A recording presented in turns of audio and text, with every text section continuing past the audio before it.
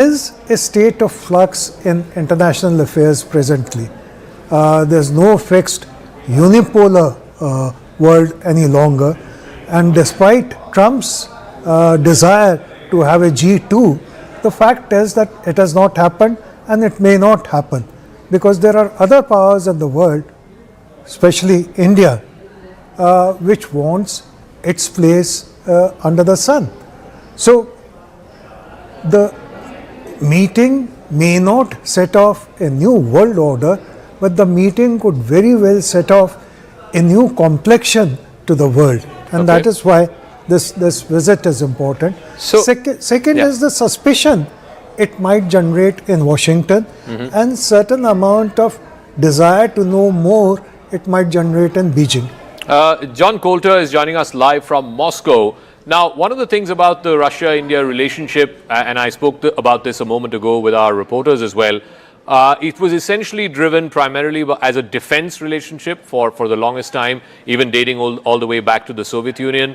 And then in the last few years, there's a significant energy component to it. India imports a large amount of Russian oil and gas. In fact, even today, over the last 3 years, Russia happens to be the #1 supplier of India's energy imports. But Trump has tariffed that, and that is a pain point in the relationship between India and the United States. For the last 25 years, India has walked this balance between America on the one side and Russia on the other, but Trump is sort of putting us on notice for that. How does India continue to navigate? Because India is very clear. For us, strategic autonomy is the most important thing when it comes to foreign policy. Yeah, the very significant part of this event is actually we have to note greatly that Mr. Putin put greater efforts in intention to achieve a peace in the world. So his first mission is to achieve the peace for prosperity. So he more care about the prosperity of our countries, about the prosperity of India and about prosperity of Russia, because he, as a regular human, understands that the peace and good life with good economical development is much more important than any kind of cruel war which is promoted by the West. So the main benefits that right now both countries will achieve, it's first of all is the technological benefits. Without any doubts, Russia has great technologies, military technologies, but besides of that, the military technologies that can provide defense very well, besides of that, Russia has many other great technologies like energy technology, like different technologies on engineering fields, and both countries without any doubt will benefit of all that technological pile that actually presented a main.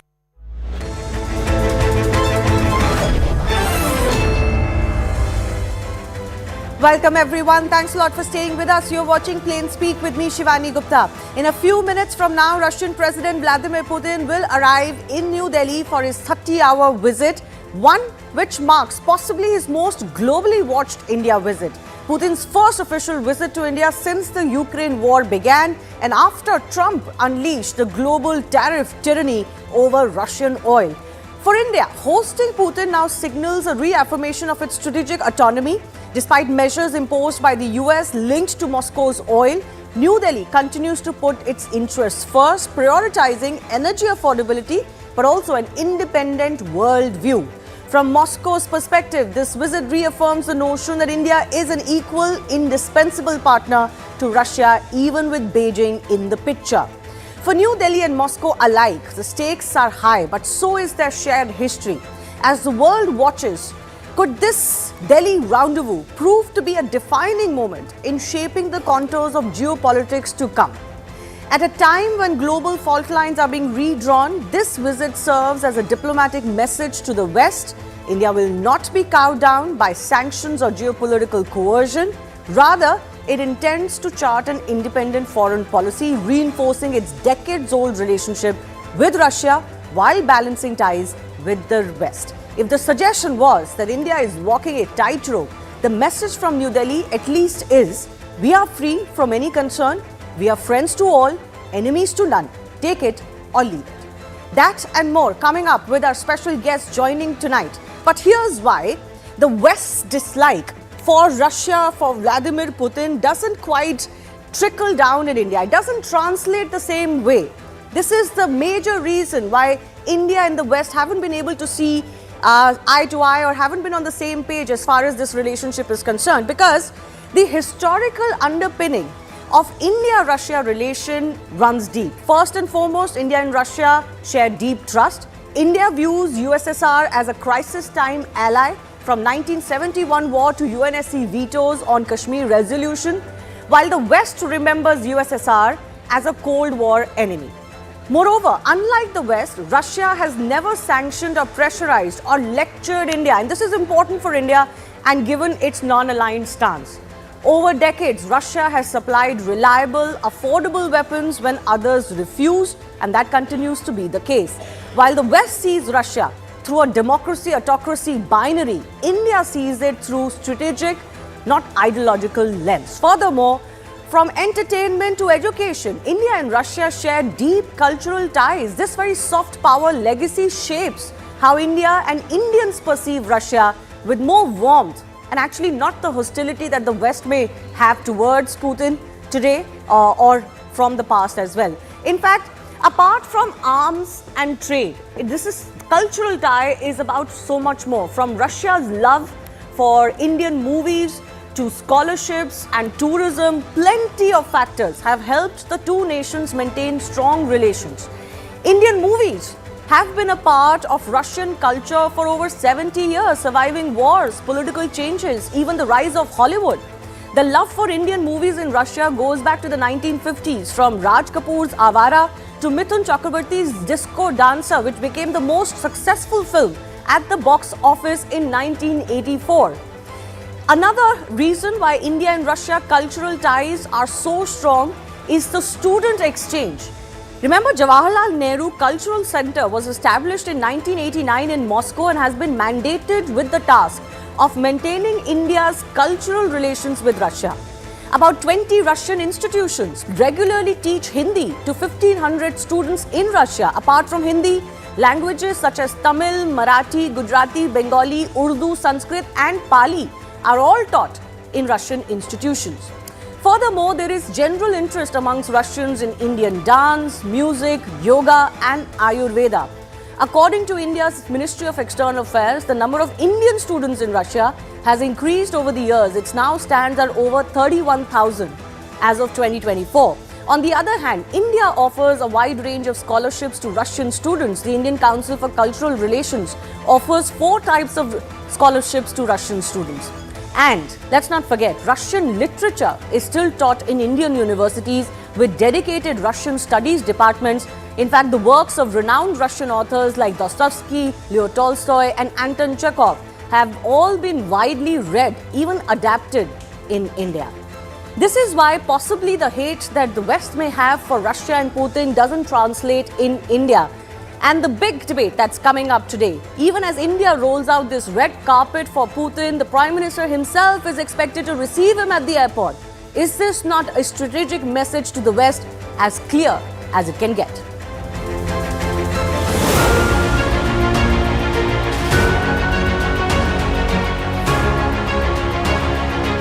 The energy cooperation, because of the US sanctions on Lukoil and Rosneft, there has been a dip in the imports of Russian energy to India. Perhaps both leaders could also be speaking about exploring more routes to continue this cooperation.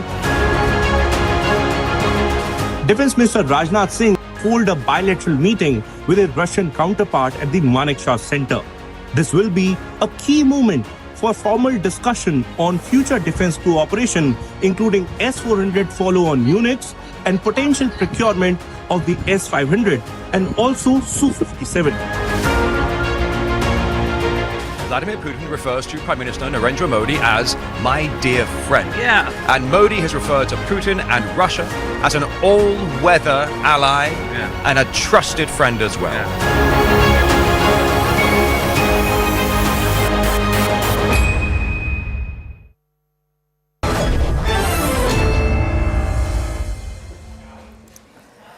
All right, let's go across to some of our experts joining us. Pinak Ranjan Chakrabarti is former Indian ambassador to Bangladesh and former secretary of the MEA. I'll also be joined by Tatiana Kukareva, who's a senior Russian journalist with us. Elena Chernova is head of Foreign Affairs, International Division, Association of Innovative Regions of Russia, also known as the AIRR. Pinak Ranjanji, I begin with you. The latest update that we have is, as some had expected, the Prime Minister is going to be going to the airport to receive, quote-unquote, his friend, long-time ally, Vladimir Putin. What message does this send? Because a lot of people, were worried that India is walking a tightrope. But in the kind of reception that India is planning, and with the PM being there at the airport, it seems like a message is not of a tightrope, but of a very clear stand from India that we are not afraid of the message that the West is receiving from this visit. Well, firstly, let me add a personal thing that I have received President Putin when I was chief of protocol at least 3 times when I was in the ministry. Right. And I remember those occasions as well. And on some of them, the Prime Minister did go to receive President Putin. So I'm not surprised that the Prime Minister is going. This happens when you want to welcome a close friend. The Prime Minister, as we say, breaks protocol.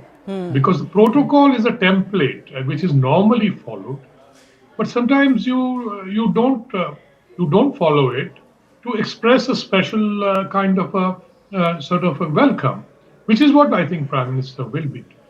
And I'm not surprised because he's done it before, and I think President Putin has been, this is I think I don't know which number visit this is, 11th visit I think, after we signed the special strategic agreement in 2000. So, but it's after 4 years. So naturally, this is a very memorable occasion. And given the international situation today, it becomes even more important that... which is why I ask, PM going there, quote-unquote, breaking protocol again. From India, the message clearly is that, we are not so worried about what the West takes from this. Look, I don't subscribe to that. We are not sending a message to anybody. We are building a stronger foundation to a very strong bilateral relationship that we have had with Russia for decades. I mean, this is not today's relationship, and hence we are only trying to rebuild or perhaps add more blocks to that relationship that we have had for many years. So I don't think we are trying to send a message. If anybody else wants to read a message, that's their business. Really. That's their business. And we are not really, concerned about that. We are building and sending a message to the 2 countries and the people of the 2 countries also that we remain steadfast friends. Yes. No, but let me then come to the the crux of the issue here. Ruslan Botnik is international affairs expert joining us, I believe, from Kiev in Ukraine. Also, Tara Karta, former director NSCS, is also with us. So, Ruslan, let me begin with you. Why is there a lack of understanding or an insistence against India's special and long-standing relationship with Russia, regardless of the situation in Ukraine? Why is the West either failing to get it or refusing to accept it? I think there is this very clear understanding what is going on, but the West and of course Ukraine are not ready to accept this Indian position as something true or something balanced and something leveraged. So because the public demonstration of this absence of understanding, it's methods of influence, I think, for Indian position. I'm not fully agree with my previous colleague. I think this meeting with airport is a signal for the West, especially for United States, that India's side is not only ashamed by the Putin, but also making his independent policy positioning towards the United States, especially policy, because the United States imposed the trade tariffs to India because of cooperation with Russia. And now Indian Prime Minister is meeting Putin in so wide circumstances. It's a signal to the West, to the United States, that India is not going to be defeated, and India is not going to making some back steps even under the pressure from the West. No, which is exactly why it seems like the West's insistence, as you put it, Raslan, to not accept the Indian position, it's only self-defeatist. It's also, kind of souring the relationship, which was a burgeoning relationship between India and US and Europe, for example. But before I come to that, let me also go across to Tatiana, because, to expect that India would completely upend its friendship and a time-tested friendship with Russia, just because international situation has changed because of this war, was always an irrational demand. And the West doesn't seem to get it. Well, Shivani, I can't quite agree with you in terms of it being an irrational demand on the part of the West, because that would essentially mean that the West is ready to live in a non-Western dominated world. Right. It hasn't been, the playbook has changed, but to expect for any US president, we talk a lot about Donald Trump being irrational or being this and that, which in fact he's not. He's just much more straightforward than, his Democratic predecessor.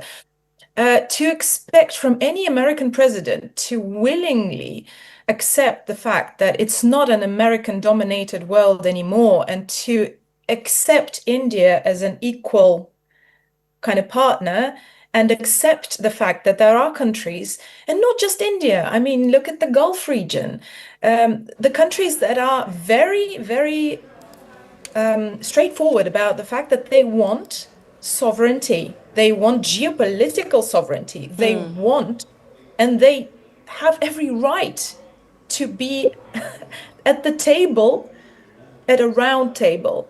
Not at the table where the US is at the head of the table and dictating terms. The whole narrative of it being a message to the West suggests the fact that India needs to send some sort of a message. Even that in itself, in the root, kind of means that, there is a message to be sent, because they need to show something to the US and the West. No, I get where you're coming from, but it is only realism that there was indeed a lot of pressure on India.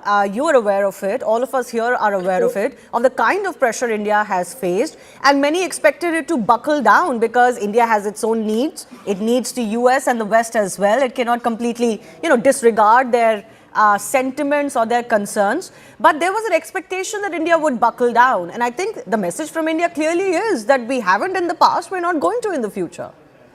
Oh, absolutely. But it's a very clear, very simple explanation, because there was pressure all around, and because simply put, because Europe had, because Europe did kind of crumble under that pressure. Exactly. And but again, can we really compare countries like India to, say, Britain? Can we really compare the European struggling economies? And they are struggling. I mean, we need to face the facts. Again, the economic flagship of Europe, kind of the driver of economy in Europe, which used to be Germany, has been in economic decline for over 2 years now. And there we have India that has been growing.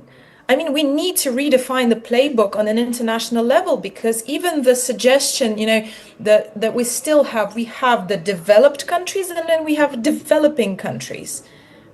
Yeah, no, fair enough. The rules have changed, though.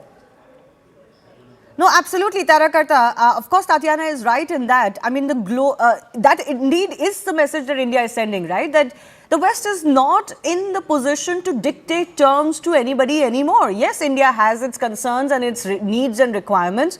But one, we've never done diplomacy like this. And secondly, we're not going to start now when we're vying to become a $5 trillion economy. Ma'am, I think, yes, go ahead. I think I would go with what Ambassador said. See, both leaders are very similar in this, in terms of having a very personal relationship. They see things through that lens. And Prime Minister Modi and Mr. Putin are known to have a very good relationship. This Prime Minister, I've been in his administration, he doesn't stand on protocol.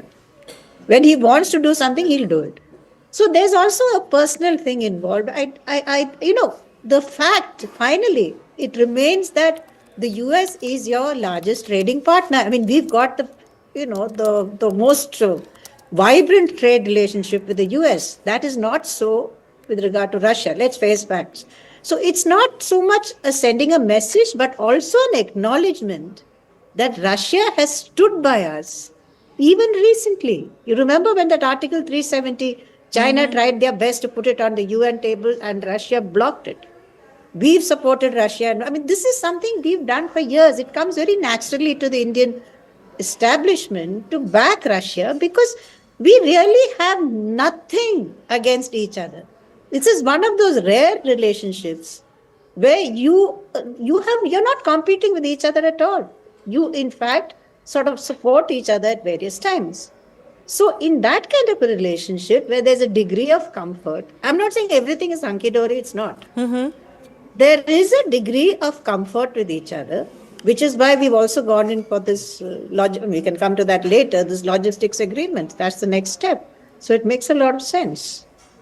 So are you suggesting, Tarakata, that in that sense there is absolutely no trepidation, if that may be a strong word, in the Indian system, that there is going to be possibly more hit back from US or the West because of this visit? Oh, I think there's a very clear-eyed realism that if you go in for any major defense deals, there will be a blowback. There's no two ways on that.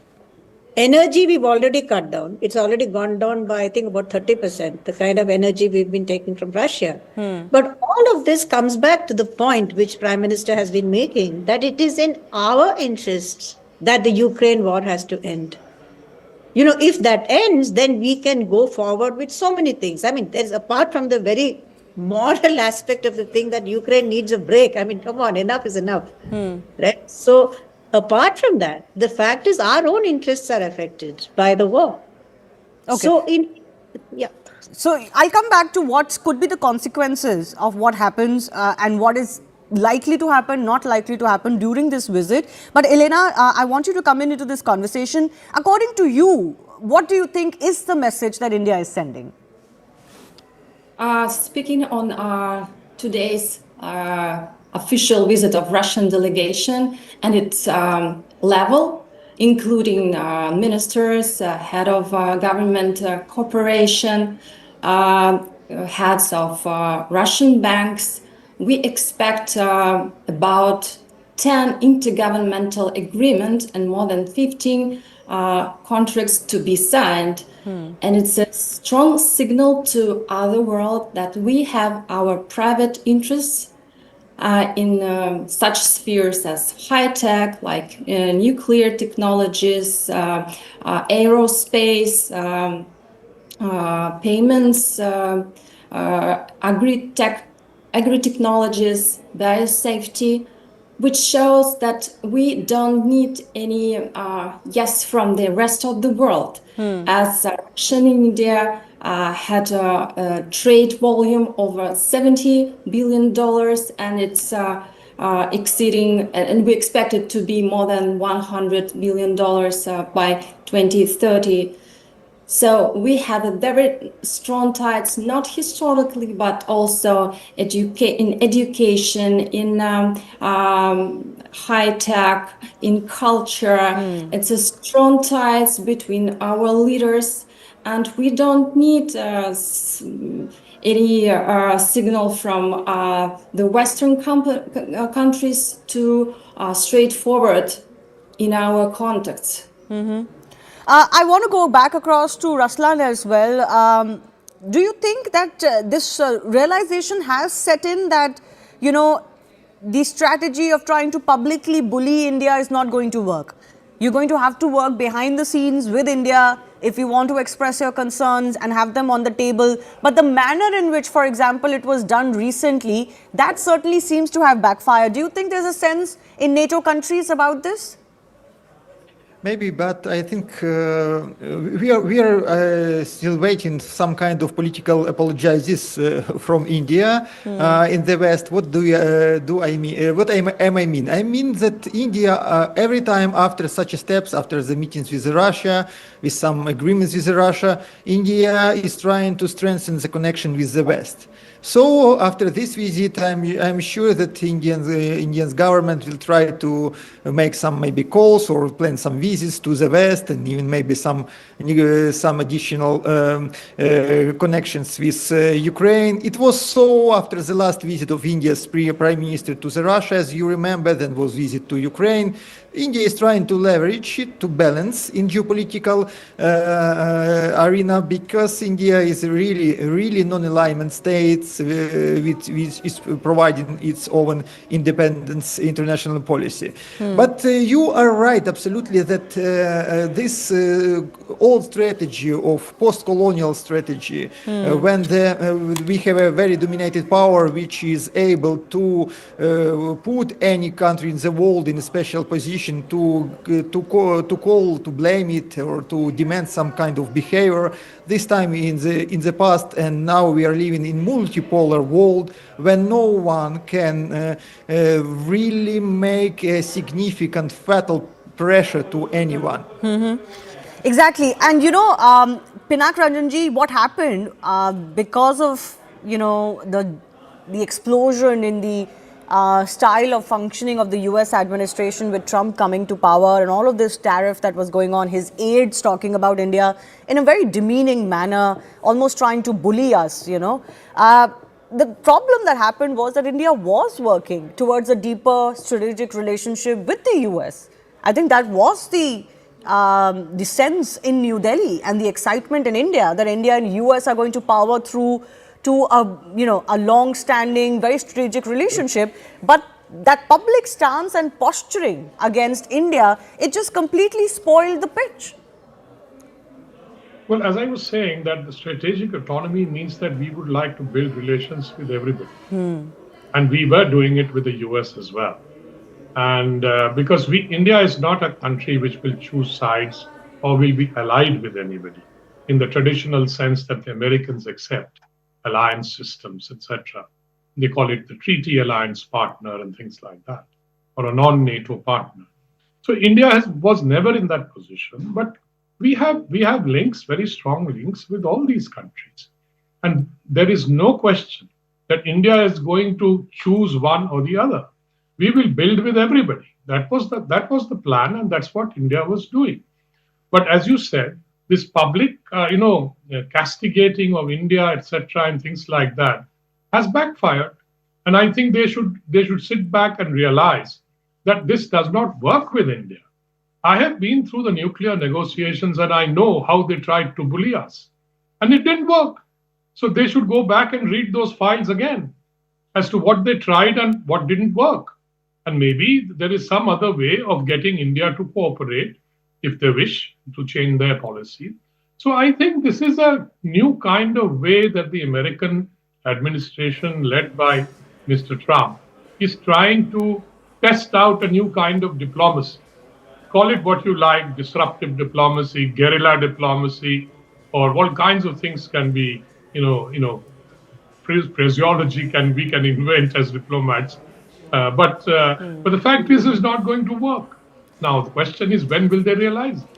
That's for them to realize, because if they wish India to go down on its knees, they are living in a cloud cuckoo land, is what I would say. We are willing to adjust. We are willing to adjust with everybody. That's not the point. But the point is, you don't tell us to kneel down and say, hey, look, this is what you have to do. Exactly. That this is what you have to do. That's not going to happen. I don't know why such experienced people in America, maybe they are not so experienced, because this is a brand new lot which has come and they have no idea, I think. I don't know whether any of them have handled foreign policy ever before. And I know many of them. I have a lot of American friends and diplomats who are my friends, and I talk to them. And they themselves tell me, we are quite mystified how they are carrying on with this kind of. Yes. Can I coin my own term? I think it's the Jean-Claude Van Damme kind of a diplomacy. Call it what you like. Or Johnny Rambo kind of a diplomacy. You know, you come in and you're going to shoot everybody, and everybody's going to either going to die. Shoot from the hip, yes. Carry All the bad machine gun and guys shoot from will the hip, kneel in front of you. Tatiana, what do you think? How do we describe this diplomacy? Well, obviously, you know, there's one thing that you can't take away from Donald Trump. I think I even posted that somewhere, that, you know, how he is extremely talented in being able to offend over 1 billion people, you know, with one post. Yes. That is beyond me. That is truly a talent. But again, you know, this is something that the president actually spoke about. Our president has spoke about that. You know, that India has changed so much. It's taken, it's completely changed and come into its own. And not everybody kind of got the message, you know, that there is a sense of kind of habit in talking down to countries that some Western states are just used to having them as, you know, former colonies. And there is a sense that they have not yet quite fully understood that this era has passed. And just as you said in the package, you know, before our panel, this is the foundation of this relationship, you know. Putting aside the fact that Vladimir Putin and Prime Minister Modi share almost 25 years of a personal relationship, you know, that the first time they met was, you know, in 2001, I believe, then when Narendra Modi was the chief minister for Gujarat, right? But the fact that Russia was never a colonizer, it never spoke down to India, it was always a partner. So the difference in diplomacy is very, very clear. It was very, very clear from the very beginning. And we've come to a point of kind of no return. I mean, what Donald Trump does bluntly, Democrats do in a subtle manner, but they do it all the same. Yeah, you're right. We don't really know what is a lesser evil sometimes, because people would argue that even a Democrat president would have tried to do exactly the same. Although under Biden, we did see the kind of bonhomie that we had never seen before as far as India-US relationship is concerned. Who knows? But certainly, and you talked about that one statement that upset 1 billion plus people, and that was the one on India-Pakistan ceasefire.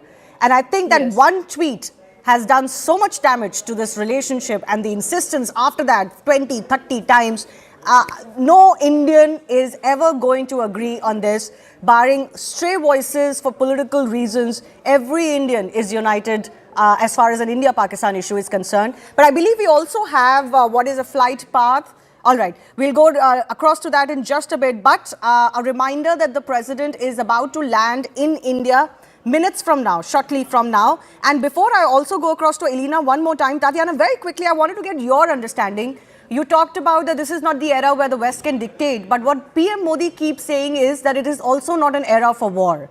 So what message on Ukraine do you think the Russian president would be expecting when he sits down with the Indian PM?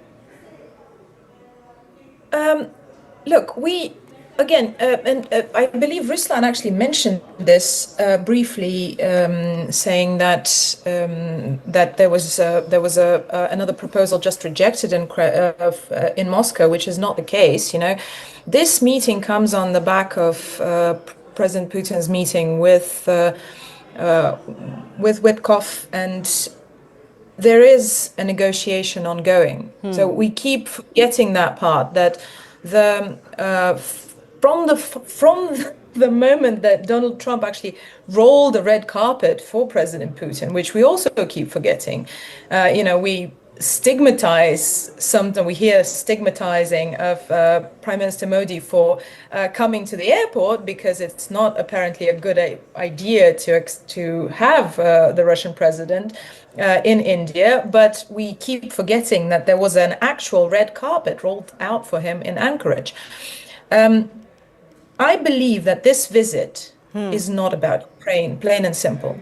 And we need to understand that. There's a lot of economic cooperation, there's the nuclear power issue, and Russia has been at the head of nuclear technology around the world. This visit is about so much more than just Ukraine. All right. Okay, I'll delve into this a little bit more. Let me just quickly take an update from my colleagues. Arun Dhata is joining us live from the Palam airport, where the president's plane is set to land. Siddhant Mishra is outside 7 LKM, the PM's residence, where there will be a private dinner and talks today. So Arun, coming to you first up, what's the latest happening around you? Well, that's right. I am right outside the Palam Technical Airport, and right behind me, if you can see, this is the gate of the entry gate of the Palam Technical Airport, and this is the place. And in fact, you can see this vehicle. In fact, it means that Prime Minister Modi is about to arrive here. You can see there is no traffic movement on that side near the gate.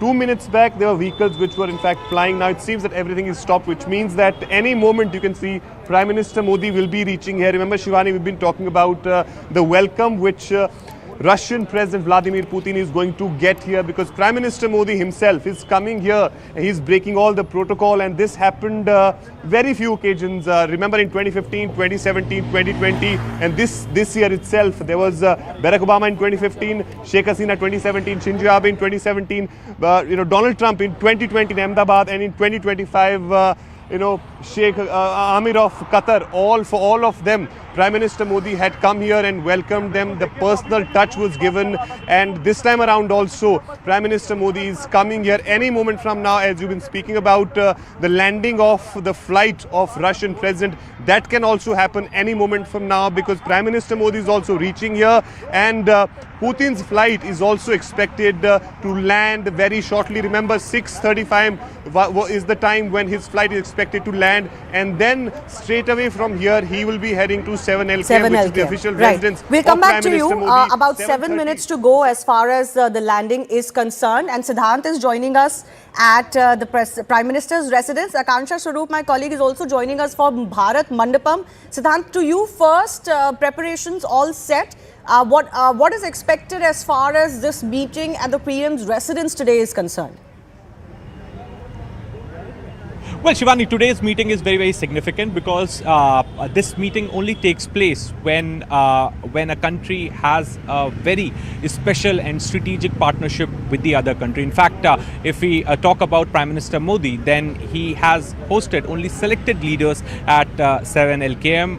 It was President Putin, then Joseph Biden, JD Vance, and Israeli Prime Minister Benjamin Netanyahu. Now, once again, he will be hosting President Putin at his official residence. This is also in reciprocity, because last year when Prime Minister Modi visited Moscow, at that point President Putin hosted Prime Minister Modi at his private mansion. Both leaders spoke for about 2 hours, and this is in reciprocity, and this is the reason that from the airport President Putin will come straight to Prime Minister's residence, where both leaders will hold restrictive level talks. Perhaps we've been told that it will only be President Putin and Prime Minister Modi and the interpreters, nobody else. So it's an opportunity for both leaders to exchange perspectives on regional and global matters, also to discuss bilateral relationship, how to deepen the cooperation in the bilateral relationship when it comes to trade, defense, etc., etc. So today's meeting is very, very important, very, very significant, and this is happening ahead of 23rd India-Russia annual summit, which will take place tomorrow at Hyderabad House. Yes, and what is expected at Bharat Mandapam? Let's take that to Akansha, who's joining us. Akansha, tell us more of what happens. All right, so we are at Bharat Mandapam, and this is where the India-Russia Business Forum is happening. And today has been a very interesting day, because there was a delegation headed from the Indian side by our Commerce Minister, Shri Piyush Goyal. On the other hand, you also had a delegation. All right, Akansha, interrupting you for a brief moment. Prime Minister's carcade is visible. This is happening at the Palam airport. So the Prime Minister's carcade has reached the Palam airport. We're just about 4 minutes to go as far as the scheduled landing of the President's plane in Palam airport is concerned. The Prime Minister has, as they say, broken protocol to receive his good friend Vladimir Putin at the airport. This is, of course, a gesture between two friends and two dignitaries as much as two nations and two states. So we're going to be getting more visuals from the Palam airport again as well. Yes, Arun, any other updates?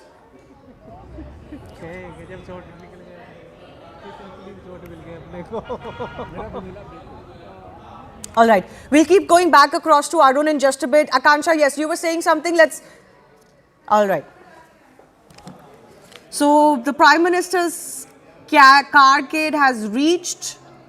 Arun is with us. Arun, we saw the Prime Minister's car reaching inside Palam Airport. So any minute now, we will be getting some visuals of the President's arrival. Absolutely, absolutely. Inside the Palam Technical Airport, all the preparations are done. The entire airport is completely decked up. This is the grand welcome which Vladimir Putin is going to get. And we just saw the visuals. In fact, we are also playing those visuals right now. Prime Minister Modi's convoy has entered inside the Palam Technical Airport. And within few minutes from now, we are expecting that the flight of Vladimir Putin is also going to land in the Palam Technical Airport. And then, of course, as we've been discussing about this, that they will be straight away heading to 7 LKM. Remember, the distance from Palam Technical Airport to Prime Minister Modi's residence is barely 11 kilometers. So it will not take more than 15 minutes for both the leaders to reach there. And then, of course, at 7:30, the timing for the private dinner. But before that, of course, Shivani, we were discussing about the occasions when Prime Minister Modi, breaks the diplomatic protocol to welcome, a state head. We had seen earlier in 2015, starting with Barack Obama when he was the chief guest for the Republic Day. Then in 2017, Shinzo Abe and Sheikh Hasina. In 2020, it was Donald Trump in Ahmedabad when Prime Minister Modi reached at the airport. And this year itself, it was the Amir of Qatar when Prime Minister Modi was here. And today is again a day. And of course, Vladimir Putin is the one who's going to get that welcome by Prime Minister Modi himself. He'll of course be there at the airport when Putin will be coming down from his plane, and Prime Minister Modi will be there welcoming him. And then of course both the leaders. So these two, this visit of Putin is going to be very, very significant. Tomorrow's day, of course, is a jam-packed day for Vladimir Putin. He will be starting his tomorrow's day with a visit to Rajghat. Then of course the ceremonial welcome at the president's house, and then CEO level talks, and then the address to the CEOs, and then finally in the evening before he go back to Russia, there will be a presidential banquet for him. Shivani. I want to go across to Sanjay Suri, my colleague joining us from London as well. Sanjay, how is the Western media, the press reporting, or the governments there reacting to the Russian president's visit? Well, the Western media is necessarily hostile towards Putin, and they view with suspicion anything Putin does. They have been supporting his isolation and, of course, supporting quite weakly and quite hopelessly. We've seen Putin going to the US, being welcomed by Trump in Alaska. He went to Beijing. He was welcomed there by Xi Jinping. Then now, of course, he's on his way to India and on his way to Delhi. He'll be in Delhi very shortly. So the Western media and Western governments, and by Western we mean actually particularly European and Western European rather than the US, are very keen on strong tactics against Putin, and they really want his isolation. So they have supported the sanctions against India over the oil issue. They would not like to see any communication or contact between India and Russia. We saw the three ambassadors write a letter to a local newspaper about Putin just a few days back. So they are viewing this with suspicion and a deal of hostility. There is, of course, a lot of indication that India and Russia will move forward together on many fronts: defense, the economy, the oil issue, even BRICS, of course, coming up next year with India, as Adit said. A lot of movement, a lot of progress expected, but the European media, the European governments are not quite welcoming that. Yes, on expected lines, but of course, as we've been discussing, India is not seeming too fettered as far as that reaction is concerned. Whether it will elicit a bigger reaction post any announcements from this bilateral, that remains to be seen. Some of our experts seem to be suggesting that, for both India and Russia, this visit is not so much about the war and the shadow that it casts on this relationship, or for that matter on entire global politics right now. This is more about furthering our own interests, our bilateral interests in trade, tech and also defense. But whether any major big ticket announcement will be made or not remains to be seen. There are certainly 10 pacts, 15 MOUs that are on the docket. But Pinak Ranjan continues to be with us. I wanted to understand from you too, of what message, if any, do you think PM Modi will be conveying on the Ukraine situation to President Vladimir Putin? Well, I expect that in the one-to-one meeting and dinner, President Putin might be briefing Prime Minister Modi about the peace plan that is on the table. And a lot of that apparently is acceptable to Russia and to President Putin. But there may be some points that are not still being thrashed out. As you know, the American delegation was discussing this before Mr. Putin left for New Delhi. So that could be one factor. And the second would be, as we know from within the system, that if there are disagreements on one or two crucial things, they are bumped up to this level. And then the two leaders get together, they discuss it, and then they either reach an agreement or they say, okay, we will talk about it more later. That's the kind of thing that happens in these meetings. So there will be a very fixed kind of agenda in the sense that there will be other issues to be discussed. Both sides might raise various issues. Visuals of a ceremonial kind of arrival for the Russian President Vladimir Putin. His flight is about to land, and very soon we will be getting visuals of his arrival. But what we can of course confirm to our viewers is that the Prime Minister is at Palam Airport. His carcade has reached a while ago, and he will be there on the tarmac welcoming Russian President Vladimir Putin. This is Putin's most watched, most globally watched, talked about visit to India. He has, of course, visited India multiple times in the past, almost a dozen times. But this is one that is not just being watched out closely for both of these countries, but also for the entire world. So far, there haven't been any, eyebrow-raising responses per se, but it is not left to anybody's imagination what the West, particularly NATO countries, have to say and feel about India's red carpet to Vladimir Putin. My colleague Siddhant also continues to be with us. Siddhant, very quickly, even as we wait for those first visuals of the visiting president's arrival, what has been the response that you've been getting in the diplomatic circles in New Delhi ahead of this visit? Well, Shivani, whenever these two leaders meet, there is always chatter, there's always comments coming from the Western influencers, journalists, things like that. In fact, last time around also when Prime Minister Modi was in Moscow, Western journalists wrote many articles, perhaps, exposing Russian invasion and writing against Russia, etc., etc. This time around, something very unusual happened, where three envoys, German ambassador, British High Commissioner, and French ambassador, wrote a piece on the Ukraine conflict and blamed Russia for it. They appreciated Prime Minister Modi's view, his efforts since the beginning of the war, but they criticized Russia, they blamed Russia for the conflict. Perhaps that piece has not been received well by the Indian government. In fact, sources in Ministry of External Affairs tell us that this is a very unusual practice. A country should not be advising the other country on how to keep relationship with the third country. So that was the message message which was given by Ministry of External Affairs. In fact, Ministry has also taken note of that piece.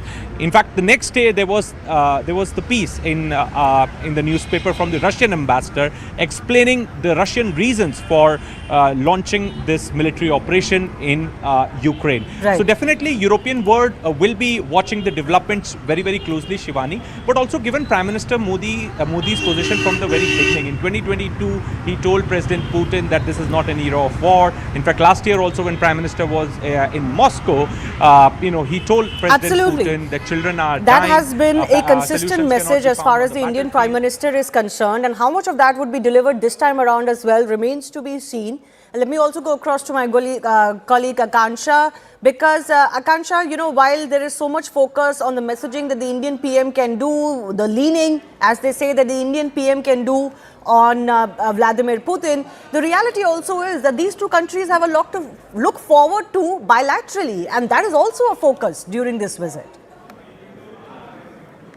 Absolutely. There are two big bets right now, which is, of course, one of them being the defense partnership, the S-400s, the purchase of the Sukhoi 57, the fifth generation fighter jets. But having said that, that will also come with its own set of challenges. As I've been highlighting in 2018, when the first set of S-400s were purchased during the previous Trump administration, we were slapped with CAXA sanctions, which are meant to particularly address any defense procurements from Russia. So that is one key concern which India will have to address if it orders a new squadron for S-400, or even say in terms of transfer of technology. Technology transfer is something which Russia specializes in, and that's not the case when we look towards defense assistance when it comes from Western nations. The other big bet, Shivani, let's not forget, is financial digital transactions. We are looking towards bringing the rupee and ruble only so that there are no third-party mediations happening. We are currently at the Bharat Mandapam, where the India-Russia Business Forum has been happening, and I can tell you from what the Russian delegation has had to say and what our Commerce Minister Shri Piyush Goyal have had to say, that we are diversifying this trade partnership, one that will not be hinging alone on just energy purchases, which oil trade particularly, which is going to dip down to its lowest in the last 3 to 4 years this December. It's going to now involve pharmaceuticals, it's going to involve fertilizers, automobile parts, and all of that is looking up. In fact, I have with me a very young Medansh, who's just 17 years old, and he's the youngest member of FICCI. Just to quickly have it from Medansh. Medansh, what is it that the youth of India and Russia can look towards now that President Putin's making that state visit? I find it really motivating to see how Russia... I also want to go across to my colleague Sanjay Suri, who continues to be with us. Sanjay, want to understand from you, because you've been following it since the very start of the Ukraine war. The high-pitched... All right, let me go across to my colleague Arun Dhata first, because he's there at the Palam airport where all the action is right now. We have multiple sets of visuals, Arun, that have come in. The Prime Minister reaching, there is a ceremonial guard of honor of sorts that is being prepared on the tarmac. Tell us more of what's happening. Well, that's right. We have earlier shown that Prime Minister Modi had entered the Palam Technical Airport, and in fact he's inside. As we've been discussing about the preparations inside the airport, completely it is decked up to welcome the Russian President Vladimir Putin. Let me quickly show you a glimpse of the Palam Technical Airport gate. There you can see now. In fact, it seems that the traffic movement is going to be stopped in a short while from. This is the gate that you see. You will be getting in a short while from now the live visuals of both the leaders coming out. And interestingly, Shivani, we'll have to see whether both the Prime Minister is there on the tarmac. These are live visuals coming in. His car is there. The security is there. He's now waiting inside his vehicle as the Russian President Vladimir Putin's plane lands. We are being told that plane has landed. So both of them are going to be greeting each other very, very shortly. The Prime Minister is exiting his car. And could we see both of them riding to his residence together? I think that is something that could be looked forward to, because in the past, the ride that both Putin and Modi shared became the talk of the town. So could something that be repeated on the streets of New Delhi? We'll wait and see. But these are fresh visuals coming in of the Prime Minister waiting to embrace, I'm guessing, his friend Putin. There could very well be a hug on cards and maybe, who knows, a shared ride. But these are, of course, visuals that are going to be watched very closely across the world. India is not pulling any stops as far as the welcome for Vladimir Putin is concerned. It is unfettered and unconcerned of the global eye on this visit to India. Ceremonial red carpet that has been rolled out for Vladimir Putin. Lots on the agenda, but what is really center stage is the friendship that these two nations have. And that friendship is not going anywhere, pressure from the West or NATO or not. That is going to be the signaling that both of these leaders are going to be doing as Vladimir Putin lands in India for his 30-hour visit. We are being told he has landed. Prime Minister is walking towards a certain direction now. We'll try and get a more clearer visual of what is happening there, but it seems like there could be a meeting inside. Let's see. He's gone inside some building. We'll see exactly what happens. But what we're getting to know is that President Putin's plane has landed at Palam Airport for his visit. The Prime Minister is there at the airport, almost on the tarmac, to receive his friend. And we're waiting to see exactly what transpires between these two leaders. They're going to go straight, mind you, to Prime Minister's residence, 7 LKM. And they're going to have a very private conversation there just between the two leaders. And there's going to be a dinner for the visiting dignitary at the PM's residence before the ceremonial activities begin tomorrow and all of the bilateral work happens tomorrow. There's going to be a quiet, very private meeting between the two leaders this evening. Could they share a ride together? We'll wait and see. Those pictures went viral, mind you, when they were sitting in a car together last time around. And this would be a great photo op if it happens once again. But Prime Minister Narendra Modi being there in person at the airport to receive Vladimir Putin, that in itself is, as they say, quote-unquote, breaking protocol. This is not how it's supposed to be. But Prime Minister has done this in the past when he wants to signal not just India's interest in a particular country, but also his personal relationship with the very many dignitaries that he has gone to the airport for. It has happened not just in New Delhi, but even in other states, in Gujarat, for example. And Siddhant, my colleague, also is continuing to be with us. Siddhant, any moment now, any moment, I think we could get visuals of the two leaders meeting. Well, that's right, Shivani. In fact, you were mentioning about Prime Minister, an expert in extending special gestures. And whenever these two leaders meet, President Putin and Prime Minister Modi, there is something very unexpected that will happen. The bonhomie embraces, the hugs between the two leaders. In fact, if we talk about the Tianjin summit, Shivani, the way President Putin and Prime Minister Modi went together to meet President Xi Jinping, and then all the three leaders, had brief conversation ahead of the plenary session. Then, as you rightly pointed out, right after the Tianjin summit, both Prime Minister Modi and President Putin drove in one car to the hotel for the bilateral talks. So this relationship, this bonhomie is very, very special. And also, Shivani, all this while, since the start of this conflict, many times President Putin has briefed Prime Minister Modi on Russia's position, on how Russia is going to pursue peace, the efforts Russia is giving for peace in Ukraine, etc., etc. So, there is definitely a comfort level between the two leaders. There is definitely a very good understanding between the two leaders, and this is the reason that last time around also when Prime Minister Modi visited Moscow, there was restrictive level talks between the two leaders. In fact, both leaders exchanged perspectives on Ukraine conflict. And also, Shivani, because of this comfort level only, Prime Minister Modi is the only world leader to be sitting next to President Putin and telling him, stop the war, children are dying. So this is exactly what Prime Minister Modi said when he visited Moscow last year in July. So that's the level of comfort, and Russia is always open to discuss anything related to Ukraine conflict or global scenarios with India. So, this to celebrate this bonhomie, to celebrate this relationship, this kinship, Prime Minister Modi has once again extended this special gesture of going to the airports by breaking all protocols and to receive his friend. This is not the first time. This is not the first time, Siddhant. This is Anand here, and good evening to our viewers as we continue on into the right stand.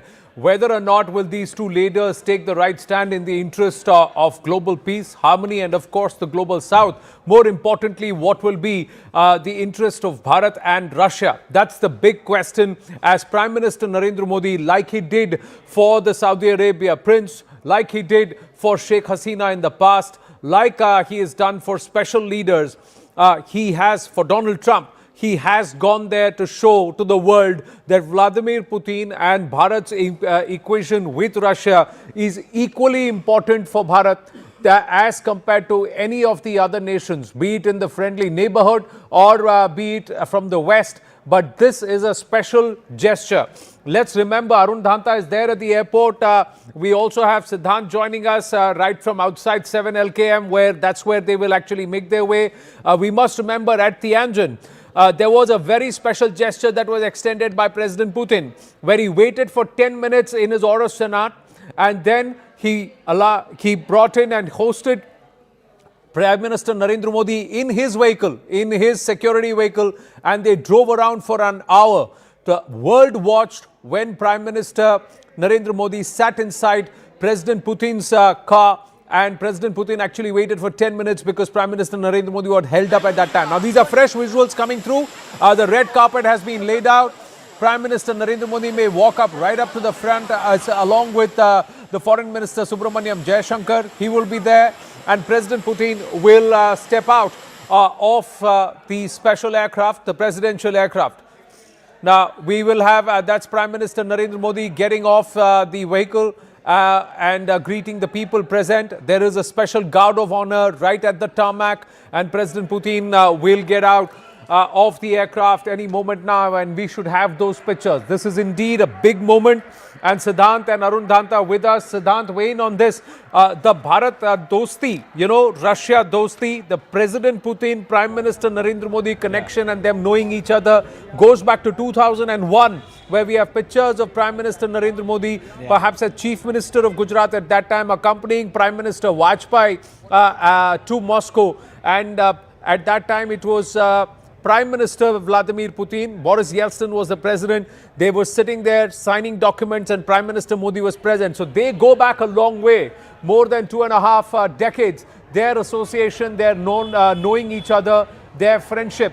And perhaps it's now ready to take it to the next level, where they have hinted at a no-limits partnership, where both nations will be committed to helping each other prosper.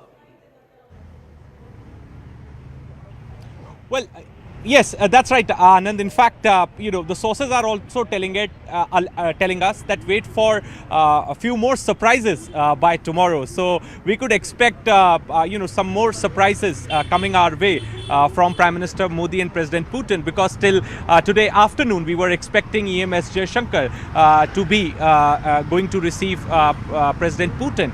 But, by evening, it was CNN News 18 which broke the story first, that Prime Minister Modi will be going to the airport by breaking protocols to receive President Putin. Also, Anand, if you allow me, I would like to share one incident. There was a bilateral meeting which was going on between President Putin and Prime Minister Modi a long back, and there was some mic issue, some translation issues. So President Putin immediately intervened and said that we don't need translators, we understand each other's language very well. So that's the level of comfort, that's the friendship and the understanding between the two leaders. And when President Putin said that, Prime Minister Modi also smiled.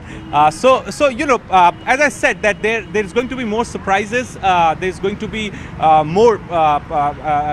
more gestures, unexpected gestures, which we could expect tomorrow in the national capital when these two leaders are going to meet. And this is the first visit of President Putin to India in 5 years. Today, both leaders will have a private meeting. It will only be President Putin and Prime Minister Modi in room, along with the translators, and perhaps they are going to discuss global scenarios. That meeting, Siddhant, actually begins even as they depart the airport. For all you know, they may just travel in the same car. whether, just checking with Arun Danta. Arun, did you also see President Putin's cavalcade, the Aurus Senat, which has been brought down specifically for his visit here and for his local travel? Is that already inside the airport? Is it a possibility that the two leaders may actually share the same vehicle on their way out, on the way to Lokkalyan Marg? Well, Anand, it's going to be very, very interesting to see as to what happens, how both the leaders travel, whether they will be a redux moment, what we witnessed in Tianjin in China when President Putin waited for Prime Minister Modi and then both of them traveled in the same car. Will today again be a day when those scenes will be once again seen here? But as we are seeing that Prime Minister Modi is already inside, and we are also told that Vladimir Putin has also reached here. And Anand, let me quickly tell you that the distance from here, the Palam Technical Airport to the 7 LKM, the official residence of Prime Minister Modi, is 11 kilometers. So the moment they come out of this gate, if you can see right now from our camera on our screens right now, is 15 to 20 minutes. 7:30 is the time for the dinner. And of course, as we've been speaking to people inside the airport, they're saying that the entire airport is glittering, completely decked up, and Prime Minister Modi, of course, ensuring, because he reached way before time inside the airport, and in fact, took a stalk around how's the preparation for the welcome of Vladimir Putin. Remember, as you've been also discussing about this, there have been very few instances when Prime Minister Modi himself had come to the airport, and this year we had seen when Amir of Qatar had arrived, Prime Minister Modi was here, and in 2020 in Ahmedabad for Donald Trump, in 2017 for Sheikh Hasina and for Shinzo Abe, and in 2015 for Barack Obama when he was the chief guest of Republic Day. So today again is the day, and that shows that how important that person is for you, who is coming to your country, and you are himself going there at the airport and waiting for him actually to arrive, and then of course the entire delegation along with you. That 10-minute wait, so that 10-minute wait will go a long way. That will not be forgotten. That 10-minute wait that President Putin made in Tianjin for Prime Minister Narendra Modi to join him inside his vehicle in his car will not be forgotten. And perhaps this is also a signal to the world. We'll try and see if we have our guests this evening on the right stand to understand the import of these pictures. We should also have the live visuals coming. These are from just a short while ago. The preparations are at full tilt, and there will be the bonhomie. There will be, where do they meet and greet each other? Both leaders, will they break protocol, and will one invite the other into their cavalcade, and will they travel together, and do the conversations already then begin? Abhijit Iyer Mitra with us. Abhijit Iyer Mitra, big messaging to the world that Russia is an important partner. The West may want to sanction it left, right and center and lampoon it, but Bharat stands steadfast, just like Russia has in the past with Bharat. Those are pictures of President Putin's aircraft landing. Its touchdown has happened and the taxi will happen. These are first pictures coming on CNN News 18. So the presidential plane is on the tarmac. There it is. And then it will just exit the runway, make its way to the tarmac area where officials of both the Prime Minister and the President of Russia, Prime Minister Narendra Modi's officials, and of course the Russian delegation and the Russian officials, they're all present there for this welcome. The red carpet will be laid and then President Putin will alight. But Abhijit Iyer Mitra, as we have these pictures, your thoughts? Remember, this relationship, it is 70, 80 years old. They have always given us a veto on demand, except for that short period when Andrei Kozyrev was foreign minister. Now, Andrei Kozyrev is a rat who's now in the West sitting and talking about sanctioning Russia and things like that. So we should leave that aside as an aberration. The rest of the time, when have the Russians not come through for us? We used to keep getting moral lectures from the West, when the West had no problem supporting Pakistan with arms and sometimes sending the fleet against us to thwart our attempts at disciplining Pakistan. Russia stood by us. Now, it is not just historical value, Anand. We need to remember we can never allow China and Russia to come together. We have to keep Russia on our good side for our own interest, current interest right now. This is not past baggage we're talking about. This is present geopolitical interest that we have to keep in mind.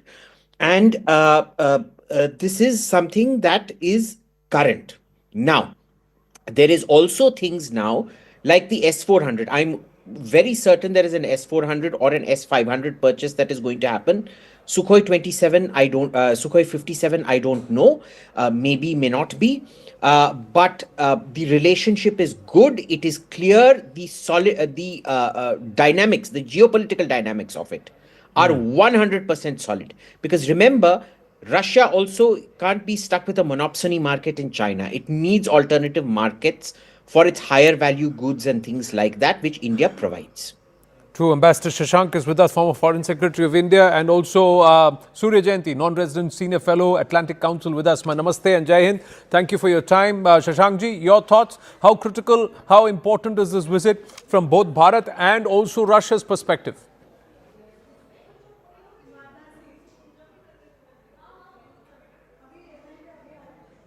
Shashankji, can you hear me? Yes, I can hear you. Yeah, your thoughts, please. Namaste. Anand here. Ji. Namaste, Anand. No, I didn't hear your question. I thought you were asking someone else. No, the question was to you. Yes. The importance of this visit from both Russia's perspective and also Bharat's perspective. The timing also. It's an extremely important visit. It's taking place after 4 years. And when there have been signs that America is trying to bring an end to the Ukraine-Russia conflict, but it is finding that, firstly, the Europeans are not on board. Secondly, the American arms manufacturers are also not on board. So there is some kind of a difficulty within the American setup. So with this as the background, Russia and India are both trying to continue strengthening their relationships. This is a relationship of total mutual trust, and which has been built up over a long period of time. And the kind of technology transfers which have taken place between our two countries, they have led to a new situation where we have been talking about a joint production, joint R&D, and investments in both places. So I think these are the issues which have been talked about. Now we need to implement them. And I think, keeping in mind India's Atmanirbharta campaign, we should really request this time Russia to do the technology transfer as much as possible to India. Well, with respect to the S-500s, there is conversation around technology transfer. The S-500s are important in terms of futuristic capabilities. There's conversation around technology transfer and manufacture in Bharat of the Sukhoi 57 too. But will we get there? Because we're still expecting 2 batteries of the S-400s. That's already part of the deal. Surya Jayanti, will it be largely defense, or will there be another geopolitical import of this visit too? This is a hugely important visit, geopolitically speaking. I think the broader background here is, and I say this speaking from Washington, D.C., and as a former U.S. diplomat assigned to Ukraine, the broader background here is that it is not all about the United States all the time. And I think it is easy for Washington often to forget that there are countries out there that have their own long-standing relationships, their own long-standing priorities that diverge from the United States' geopolitical and economic priorities. So what Washington is watching unfold is exactly that situation now between Russia and India. And what Washington wants is, of course, a big part of the dance that's going to go on, because Modi is in a position where he needs to balance both his interests with Moscow and also his interests with Washington, D.C. But there are many aspects of this that the United States has no role in. And so I think we will see as much of a strengthening of the relationship as possible between India and Russia from this. I think it will be couched of global stability. I think India will be quite careful to make sure that it isn't saying anything inflammatory to the United States. But we are watching a little bit of a global power realignment, and the Russia, India, China shift of power from Western capitals to these Eastern countries is something that I think is rapidly unfolding, and that the Russian war in Ukraine has played a big part of. And then most broadly, or at least with respect to the balance of power between Russia and India, I think Russia needs India a lot more than India needs Russia right now. And so I think this is an excellent opportunity for India to secure some concessions in defense, some contracts in energy, manufacturing, as well as broader strategic gains. Well, Bharat has a 70 billion import bill and just a 4 billion export bill to Russia right now. So that trade deficit needs to be balanced a bit. Nikita Menkovich, director of the Eurasian Analytical Club, is also with us. My namaste. Thank you for your time. Your thoughts on this? There are 10 GOMs that are supposed to be signed. That's not necessarily defense. What do you think will be the key focus areas, Nikita, as far as President Putin's perspective is concerned? Because there have been some placatory tones post the Witkoff meet from the Americans. There has been some indications from Mr. Peskov also, where he said that we just need a sovereign guarantee from Ukraine that they will not join NATO, and then we can immediately cease fire. Will that conversation also happen between these two leaders? Is Bharat playing a role in the Russia-Ukraine conflict? Nikita. First of all, I'd like to underline that there is no Russian-Ukrainian conflict. It is a Ukrainian problem, Ukrainian conflict, in which Russian and Ukrainian army fighting against puppet government in Kiev. They're fighting for those land and for those freedom. That's what it is about. Of course, in this case, Russia is dealing with United States, who established and controlled so-called Ukrainian government of Mr. Zelensky. The only thing we want our land back. We want freedom for our people. We want guarantees that no new war will be produced by United States and NATO on the Ukraine territory. Of course, we doesn't want to see there NATO troops, American soldiers, American occupation. That's all about. Please don't talk about so-called Russian-Ukrainian conflict. A lot of Ukrainian people fighting against American mercenaries in Russian troops. Russian and Ukrainian people are allies against NATO aggression. You should remember it. It's also about the narratives and perspectives from either side.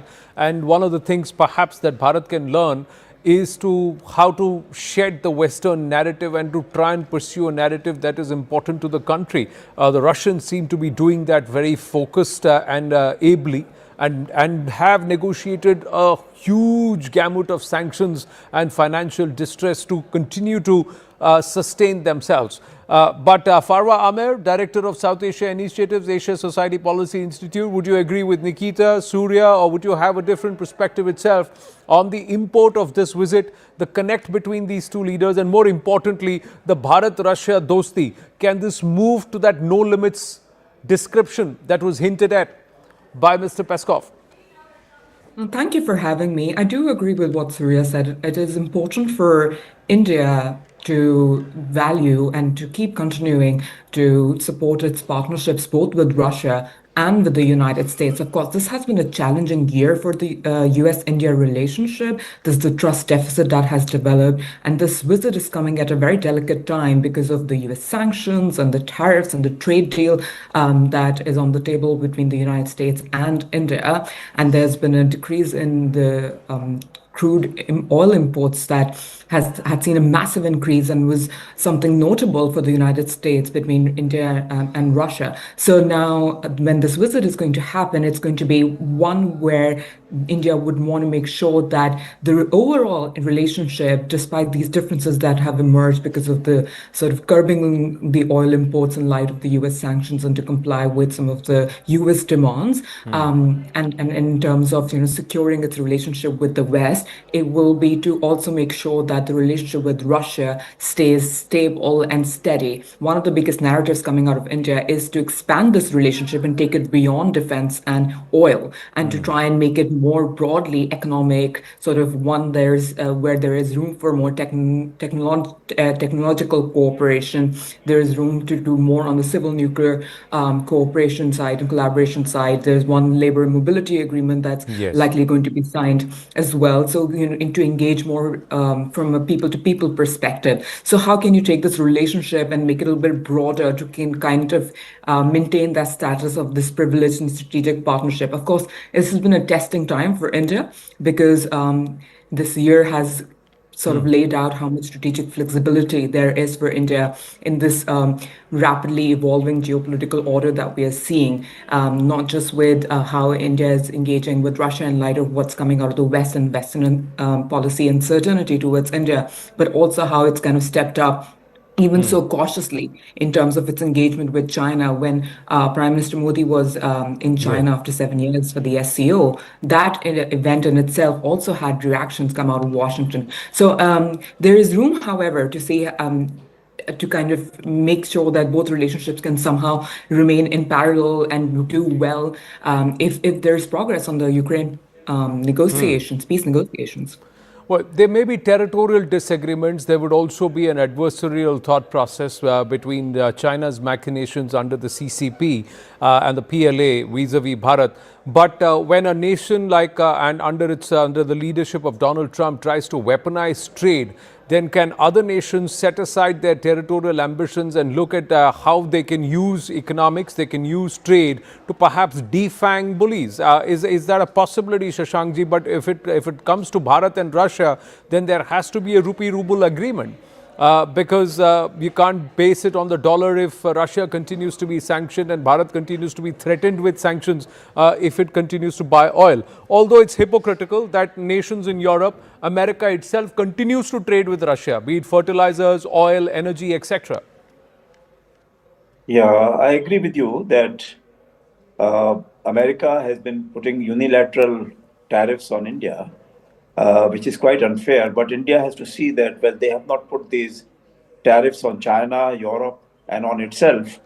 And therefore, we have to ensure that whatever oil and other energy resources we buy from Russia, we should use it for ourselves, number one. Secondly, we should go for technology transfer, because that will be strengthening the Atmanirbharta campaign of India. Thirdly, as you said, that we have to make arrangement for rupee-ruble trading directly, whichever way it is possible, either by more investments by Russia and India, by choosing a larger gamut of imports from India, or asking Indian companies to invest in Russia.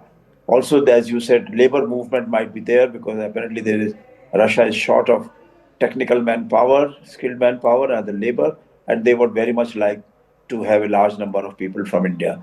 So I think these are all issues which are necessary.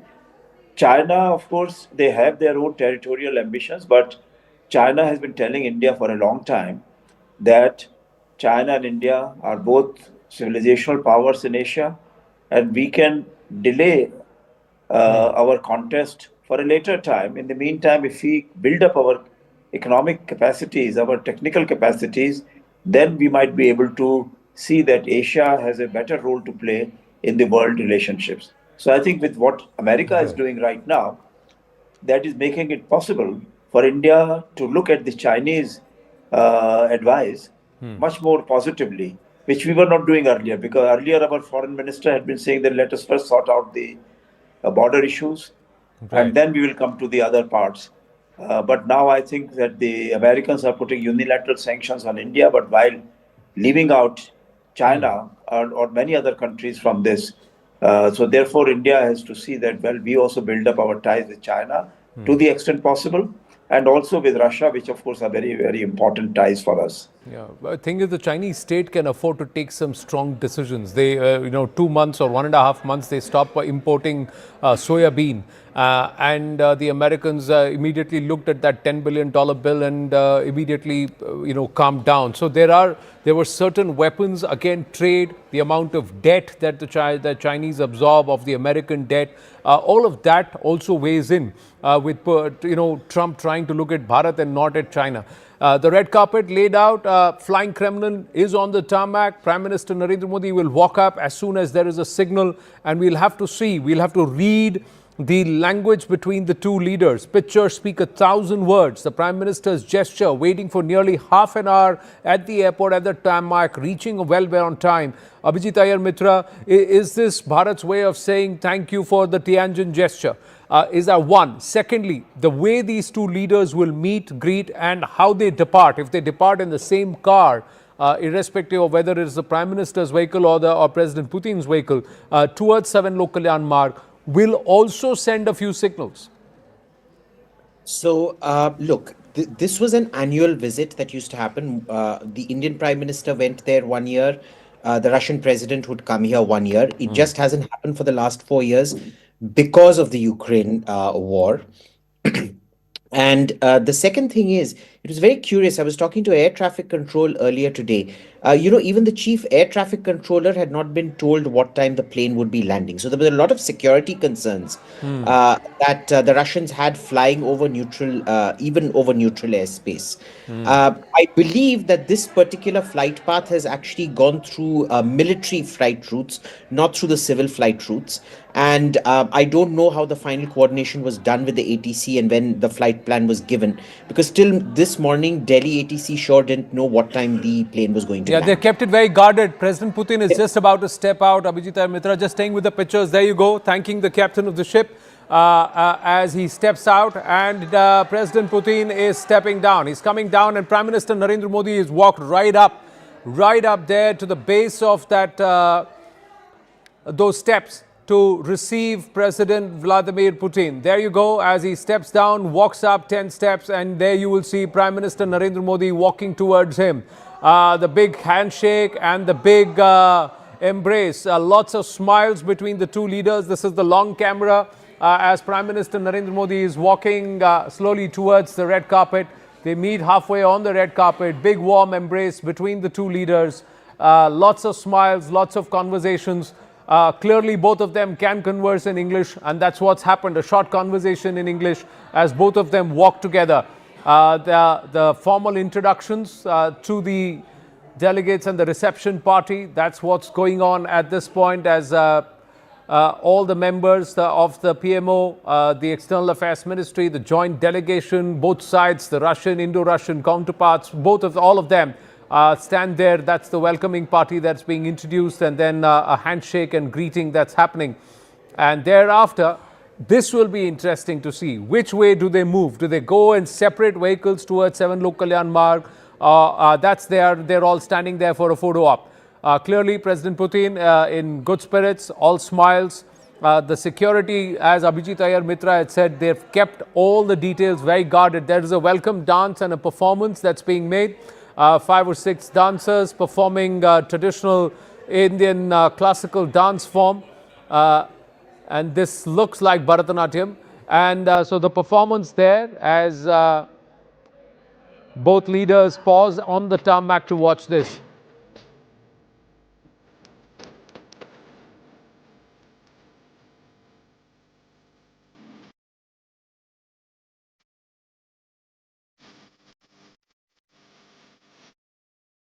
They watch, they applaud the performers for their effort, and that's the white vehicle. Now we'll have to see if they're all leaving together.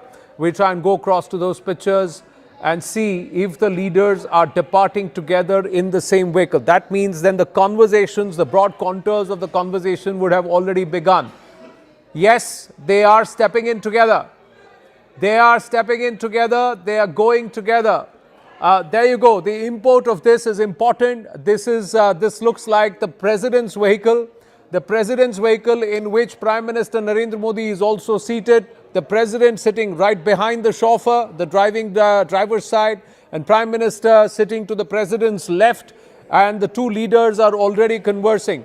The SPG, the Russian security protocol, all of them sitting there. There are pictures that are being taken of the two leaders, and we'll have those pictures also being released in a bit. But Shashankji is with us.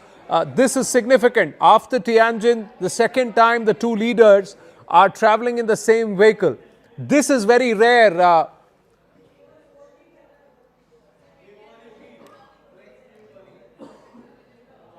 Shashankji, can you hear me? I can hear you.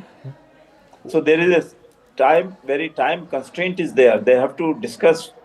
There's so many issues of great importance for bilateral relations and for the global situation as it is evolving, and issues of war and peace, that I think it's important that they should discuss this in the cars in a safe environment and take every opportunity to express their thoughts to each other. But this is quite rare. This doesn't happen often. Surya Jayanti, Nikita Menkovich with us. Nikita Menkovich, this will be important. The Russians will be watching this. There is a show of fist, and then, of course, something symbolic. There is a conversation that's happening. We can see the Prime Minister quite animated. But this is important. President Putin doesn't do this often with many leaders. Nikita. This meeting is really important for both countries. For a long time, we had been main partners as Soviet Union and India. Now we're coming back to that level of relationship. Of course, for my honor opinion, not the more important what two leaders are showing now, but what they are going to discuss. But the thing with you demonstrate us that nothing spoils this meeting and this dialogue between our two countries. It shows that both Putin and Modi demonstrate confidential and respect for each other. It is a good base for dialogue and for future partnership in economy, in defense, in the military projects. I hope that also IT, science and other fields will be a topic of our dialogue and next. I'm just going to interrupt you because we're getting pictures from Arun Dhanta's camera. Arun, you're just at the point where the two leaders are departing in the same car, same vehicle together. So similar to Tianjin, it's a white color vehicle that should come your way any moment now. Arun, talk us through what you see. That's right, Anand. You can see the convoy, the first car of the convoy is coming out. In fact, this is the protocol car that you see. The gate is open. This is the Palam Technical Airport, and you can see now there's a glittering vehicle. This is also a protocol vehicle coming from inside the Palam Technical Airport. We just saw, in fact, we're seeing those deferred visuals of inside the airport, and now you can see that one after the other these protocol cars are coming, and any moment on this camera, it'll be a white vehicle. It'll be a white colored vehicle. Yeah, of course, this is the entire convoy. Now, Anand, you can see all these vehicles now coming out from the Palam Technical Airport. You can see these visuals on your screen as we've been discussing. There you go. That's the white vehicle. 11-kilometer journey from here to 7 LKM, and it will not take more than 15 minutes for this entire convoy to reach at Prime Minister Modi's residence. You can see this entire entourage moving away from the Palam Technical Airport as we were witnessing the visuals of the inside, the welcome dance, the traditional dance there. And so the cavalcade has left you, and we saw a little bit of a freeze in the pictures, the live pictures, because of the jammers that are in place. Huge amount of security, viewers, that have been put in place for President Putin's visit. And this is again breaking protocol. But Nikita Menkovich saying, I'm going to focus, we need to focus on what they will discuss.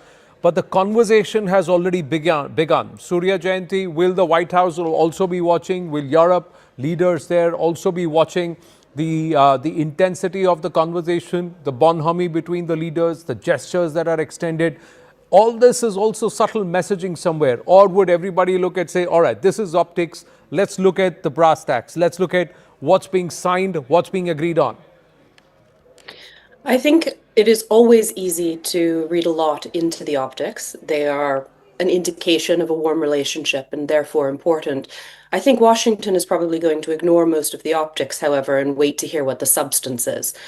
The main issue for Washington here is that Russia has made itself something of an international pariah by invading Ukraine and, as a consequence, has faced strong sanctions over the last approaching 4 years. And therefore, what Putin needs out of this visit is a great deal. And I think there is a considerable power imbalance at the moment between Russia and India. Russia needs India much more than India needs Russia. And that's why you see President Putin really making an effort to show respect and show honor and project those diplomatic cues that you were just speaking about. Because Russia finds itself in a difficult position. One, it remains a mostly international pariah, but two, indications are that its economy is in recession, its budget is usually over 33% reliant on oil and gas revenue, and although its export numbers have not actually dropped, its revenue numbers are down 34% this year. It needs India. And so it has come to pay homage, and to some extent, it's come to beg. And so I think this is a great opportunity for India to secure some very solid economic benefits from the relationship. Farwa Amir, I know you're pressed for time. Quick word. Farwa Amir has left. Just quick word from Siddhant, who's at 7 Lok Kalyan Marg. The cavalcade is headed his way. In exactly about 10 minutes, they should be there. Siddhant, the import of this, many experts believe Russia needs India more at this point than the other way around. What is Bharat's approach going to be? You've been speaking to a lot of people. What's being worked in terms of behind the scenes? What's the focus on? Well, the focus will be mainly on the bilateral issues, Anand. The biggest concern for the Indian government is the trade deficit. In fact, Russian side also acknowledges this concern. In fact, the business forums from India and Russia have been meeting from last 24 hours to find out plan to reduce this trade deficit. Now, India also wants the buyer-seller relationship as far as fertilizer exports from Russia is concerned to go beyond the buyer-seller relationship. That is also something which is on the agenda.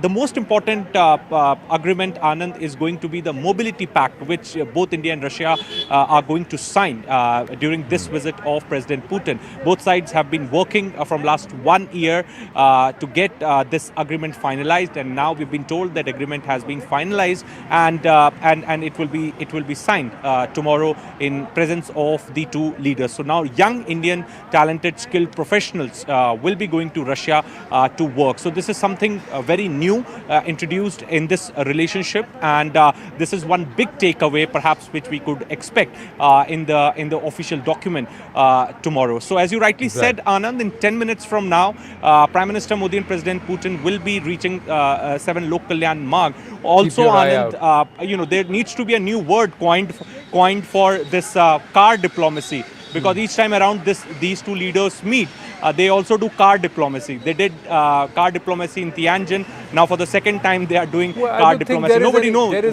what they're going to talk. I don't think there is any car diplomacy here, but if I may pinch a word from the times of yore from Indian cinema, this is a Jai Viru on the same bike, and I know it's two friends trying to get a ride together and get some conversations in.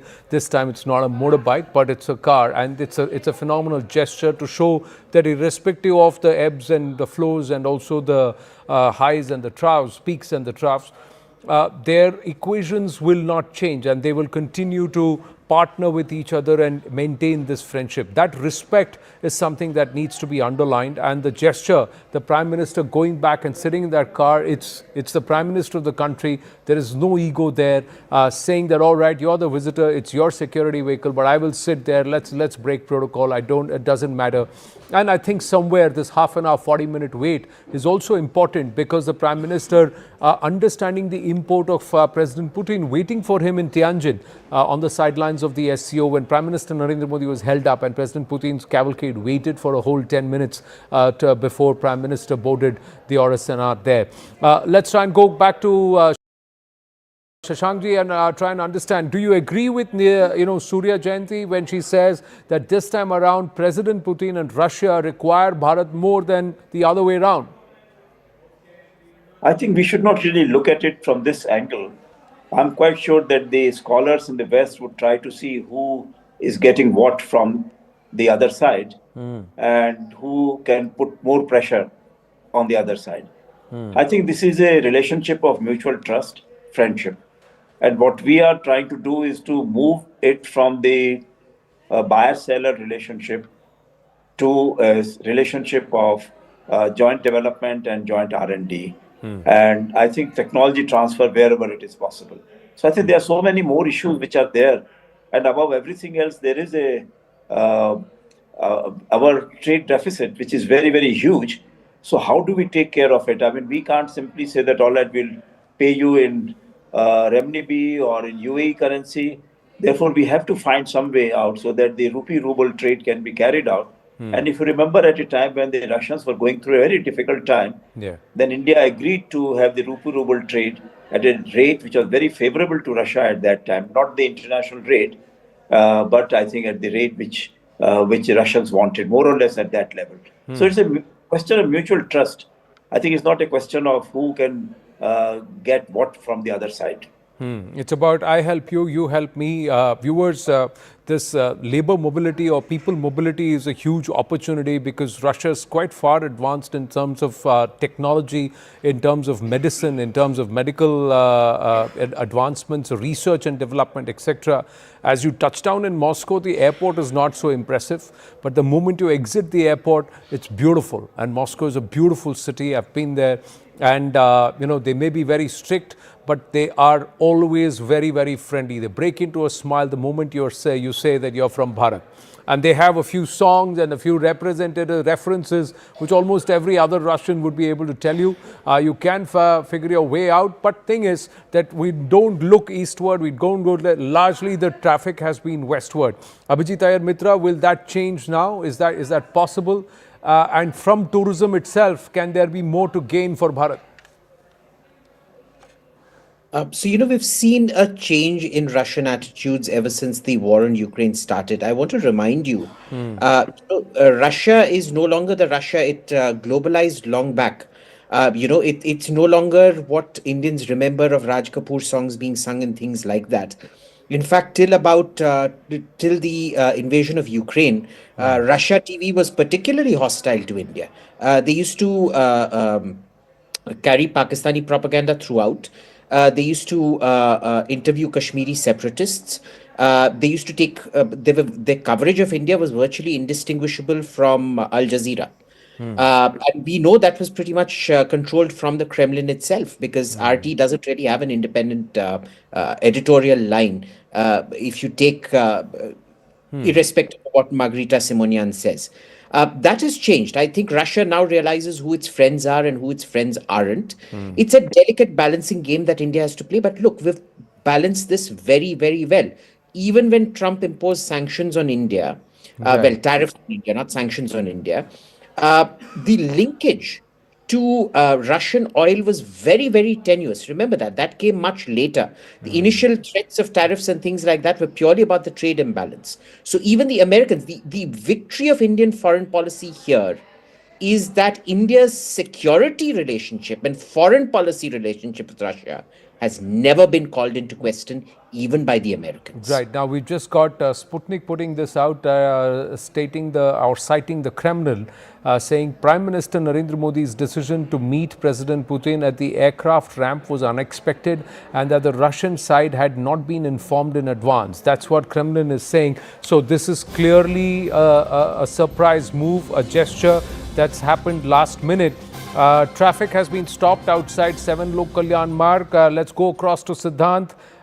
He should be, the cavalcade should be arriving or entering 7 Lok Kalyan Marg any moment now. Siddhant, again, Kremlin saying that this was not informed, that Prime Minister Narendra Modi will be coming to the tarmac. So this was not advance notice. So this has been taken, this decision has been taken at the nth moment. Is it part of, a few surprises that are in store? And given the amount of security, and the kind of secrecy that's been kept over the entire itinerary of President Putin in his visit to Bharat? Well, that's right, Anand. In fact, till today afternoon, in fact, my sources were also indicating that EM S. Jaishankar will be the minister in waiting for President Putin. But it was CNN News 18 which broke this story first, that Prime Minister Modi will be going to the airport to receive President Putin. In fact, Anand, right now we are at 7 LKM. The traffic on both sides of the road have been stopped, and we could expect the cavalcade to be entering 7 Lok Kalyan Marg any moment from now, or rather the cavalcade has already entered, because we cannot see the cavalcade entering from the location where we are placed, stationed. But all we can tell our viewers is that the area has been cordoned off, the traffic has been stopped, and I could also see some of the vehicles coming to the front gate of 7 Lok Kalyan Marg. So both leaders are going to sit for the informal talks. It's only going to be Prime Minister Modi, President Putin, and yes, there you see, Anand, the cavalcade has arrived, and you know, we can now officially say that the cavalcade of President Putin and Prime Minister Modi has reached 7 Lok Kalyan Marg after dropping the leaders inside. Yeah, and if I could request my camera person to pan and give shots to our viewers, the scene outside the 7 Lok Kalyan Marg. In fact, we could see the cars. He needs to raise the camera up a little. He needs to lift it up a bit. Lift, and you need to move out of the frame. Move out of the frame, lift it up a bit, and that's when we can see what's behind. Yeah. Yes, that's right, Anand. So, the cavalcades, few cars have come to this side, the front gate of the 7 Lok Kalyan Marg, and we can officially confirm that President Putin and Prime Minister Modi. Can you ask your VJ to raise his camera a bit, if you can lift the tripod up a bit, please? Yeah, I would ask my VJ to raise his camera. There is very little space, Anand, from where we are reporting outside 7 Lok Kalyan Marg. So I really apologize that no, this is better. This is better. It's just because of the leaves. It's better now. You're live on. You're on live. Go ahead, please. Stay on these pictures. Yes, Anand. So we can say that both leaders have reached. In some time from now, the informal conversation will begin at 7 Lok Kalyan Marg. And Anand, it will only be Prime Minister Modi and President Putin along with the interpreters, nobody else. So it is in reciprocity, because last time when Prime Minister Modi was in Moscow, President Putin hosted him at his mansion, and both leaders spoke for about 2 hours. So we could also be expecting that President Putin will be briefing Prime Minister Modi about his meeting with the Americans yesterday with President Trump's special envoy Steve Witkoff. Yes. So in all likelihood, President Putin will definitely be briefing Prime Minister Modi, will be discussing as far as Ukraine conflict is concerned. In fact, Prime Minister will also be sharing his perspective, because Prime Minister has We're going to pull away from you, because these are pictures to the right, viewers, which are coming from the tarmac. Those are pictures live right outside 7 Lok Kalyan Marg. The leaders are already inside, and the PMO will be releasing pictures from inside any moment now. It should be on the social media handles of the Prime Minister, or it will come on the national broadcaster Doordarshan any moment, and we'll cut to those pictures when it comes. Just quickly going across to Nikita Menkovich. And Nikita, this entire issue with Ukraine, is this weighing in on Russia? Are there entities who don't want this conflict to be resolved and for peace to or for there to be ceasefire? Can Bharat play a role here? How does Russia view this? As I said before, the main problem is that Russian land is occupied by foreign forces. I mean NATO mercenaries, so-called Ukrainian army. Also, Ukrainian land is also under control of United States party government. Of course, the only possible solution of this conflict is NATO going back, leaving Russia and Ukraine alone. It is our leave or do it or die. It is our quit India campaign, which you did a long time ago to make your country free. The same situation is now. Ukrainian and Russian people don't want to be American or British slaves. We are doing our best. Of course, we would prefer a peaceful decision. We would prefer the stop of this conflict, NATO troops going away from our territory, and Ukrainian people will get a freedom to elect those future without Zelensky, without NATO, without American dictatorship. But as we see now, a lot of politicians at the West are not ready for such way finishing of the conflict. They continue producing weapons, money, and mercenaries for so-called Ukrainian army to continue aggression against Russia and Ukrainian people. So, of course, we're doing our best in diplomacy, but we still have no choice but to fight at the battlefield for our freedom and for our future. It is the situation. Well, Nikita Surya Jayanti had an interesting perspective where she said America has got a bit of a problem, especially the White House, because there are entities who do not want this war to end, who want the conflict to continue or the fight to continue. How would you read this before I bring in Ambassador Shashank? Yes. Is this the critical aspect? Can Bharat play a role where somewhere both sides agree that Ukraine will not join NATO? That's the first step for ceasefire. And then perhaps de-escalation. Surya.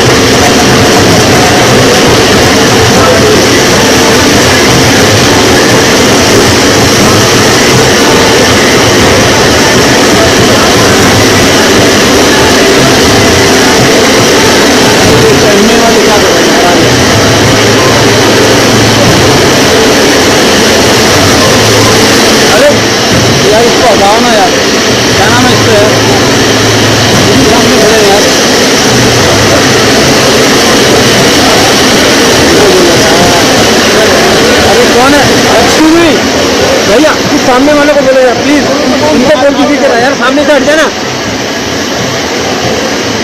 Sir, short में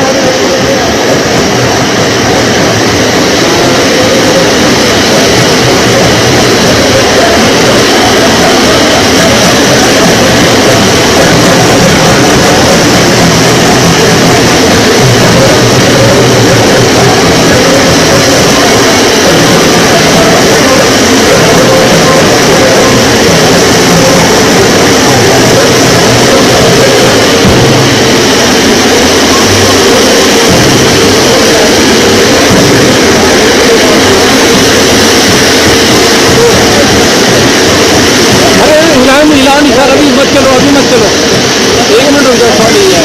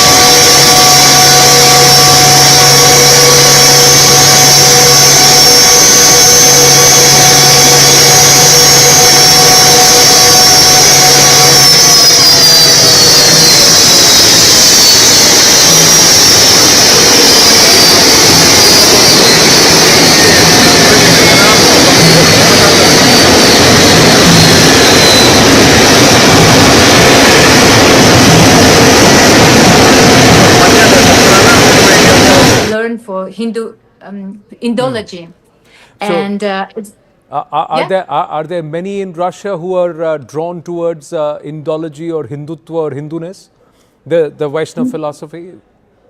no, unfortunately not many, because it's quite deep topic. You have to really dive. You know, Western world, they're charmed by yoga, but it's such a small part of the great and deep philosophy. So for example, now reading Yoga Sutras of Patanjali, I understand it's so artificial how the understanding of Western world of yoga itself, even the meaning of the word, we don't know. I mean, in the Western world. True. Let me also ask you. You said that we should call ourselves Bharat, not India. Why do you say Definitely. Yes. Why do you say that? Because it brings back to your own root, to own values and power. I remember, so you believe that we should call ourselves Bharat in any language, and that's the better way to refer to ourselves. Yes, I believe it will bring you back to that original source, to your power. Because originally, India was not called India. It happened through Arabic and British people because of geographical location. So those who live nearby or behind the river Hind, those were called Hindi, Sindhu, Hindi, whatever. Yeah, Al-Hind. So, yeah, Al-Hind, that's how it happened. So it's not your original name. And I think it's time to come back. And it's a beautiful, soft revolution or evolution of your culture. Well, Sati, if I may call you that, in 2018, I believe Prime Minister Narendra Modi showed President Putin something, and that involved you. So I'm going to request you to sing that for us. Mahatma Gandhi's favorite bhajan. Yes, very short part of that. And it's also a very favorite bhajan of my Gurudev, and that's how I even was familiar. So will you sing that for us, please? वैष्णव जना तो तेने काहिए जे पीड़ पराए जानी रे वैष्णव जना तो तेने काहिए जे पीड़ पराए जानी रे. I think that's enough. That's beautiful. Thank you so much, and we look forward to you joining us in our studio the next time you're in Delhi, next time you're in Bharat. Thank you so much for your time, Satani Kazanova. Thank you so much. My pleasure, my pleasure. Namaste. Namaskaram. Well, these are the pictures, viewers, of President Vladimir Putin arriving in Bharat just a short while ago. He was given a warm welcome, an embrace of welcome from Prime Minister Narendra Modi, and Kremlin says they did not know. President Putin was made aware only after the flying Kremlin touched down at the Palam Air Base, and now these two leaders are already at 7 Lok Kalyan Marg. They traveled together in the vehicle that was supposed to ferry only the Russian president, but both of them traveled together. So a repeat of the Tianjin moment again. And now what's going to be on the conversation, not just over dinner, but perhaps what's been spoken in those first 15 minutes, that will also have huge import. Zaka Jacob takes it forward. Welcome to our continuing coverage here on CNN News 18. What a moment this is. The Prime Minister a short while ago arriving at the Palam airport to receive his friend Vladimir Putin, the Russian president, both of them riding in the same car, and they've now reached the Prime Minister's residence at 7 LKM, where there will be a private dinner that the Prime Minister will be hosting for the Russian president. And more importantly, there will be, of course, the restricted meetings that will happen as well. So after which the president will go to the ITC Moria where he's staying, and then tomorrow is the business end of his visit. Let's just bring you up to speed with the images that we've seen already. Just about 30 minutes or so after President Putin touched down, Prime Minister broke protocol, went to the Palam airport to receive his friend. You can see him there at the tarmac, at the red carpet, welcoming President Putin. The Kremlin says they had no idea that Prime Minister Modi was coming to receive President Putin. Both of them, it's a warm hug, a warm embrace, and then they walk down that red carpet, and both men then, of course, share the same car. It is an Indian car. It is part of the security protocol team for the Prime Minister. Both of them took a moment to try and savor the Indian cultural performance. There was a troupe of women dancers performing the Bharatanatyam, so that happened. They took a few moments to savor that in, and then thereafter, both Prime Minister Modi and President Putin walk up to this car this security cavalcade car that's part of the Prime Minister's security protocol. Both of them ride in that same car and head towards 7 LKM, the Prime Minister's residence, where, of course, the Prime Minister is hosting the Russian president, the visiting head of state, in a private dinner followed by restricted talks. And then President Putin leaves for the ITC Moria, where he's staying at the presidential suite for the next 24 hours. So these pictures from the Palam airport, and in a few moments we will get the pictures from 7 LKM as well, where the Prime Minister is hosting the visiting dignitary, the visiting head of state, the president of Russia. Clearly, this is a big moment as far as both India and Russia are concerned, because it comes at a moment of extreme geopolitical flux, at a time of geopolitical rebalancing, if you will, as far as both India and Russia are concerned.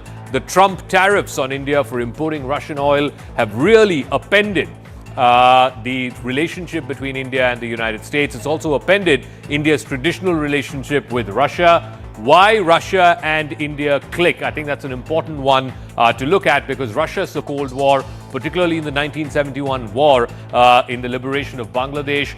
Kashmir vetoes. Every time Kashmir has come up at the United Nations Security Council, it has always been Russia that has backed India. There are defense routes. Remember, more than 50% of India's defense inventory, even today, even after diversification, even after Atmanirbharta, more than 50% of India's defense inventory is Russian origin, whether it's your tanks, your fighter jets, your missile defense systems. There's also old civilizational ties. Both the countries have had independent worldviews. India prides itself for its strategic autonomy, and Russia, of course, is looking at a non-American-led world order. Both sides have also held long memories of Western pressure, Western sanctions, Western hegemony. The last time, in fact, the first time President Putin was here and they started the annual summits, India was still under sanctions, under the nuclear test sanctions imposed by the United States. Now Russia is under sanctions, and also India is facing the tariffs. Discounted Russian oil, that has been a critical aspect of this relationship in the last 3 years since the Ukraine war began. Russia is India's #1 energy supplier, #1 oil supplier, and that is a factor. India is also a major ally for Russia beyond Beijing. Remember, President Putin said this, his press secretary said this. They want to have the same no-limits partnership that they have with China. They want to have the same thing with India. Are there limits, though, to this Russia, India, China trilateral, as it were? We will wait and try and see what will happen over the next 24 hours to try and assess whether or not that's possible. But I want to open this up to our guests. What can we expect over the next day, the next 30 hours or so? Vivek Kajju is former secretary in the Ministry of External Affairs, will be joined in a moment by Mukesh Aghi of the US-India Strategic Partnership Forum. Sadaran Dhume from the American Enterprise Institute will also be joining us, and Tatiana Kukureva is a senior Russian journalist who will be joining us from Moscow. But let me start with you, Ambassador Kajju.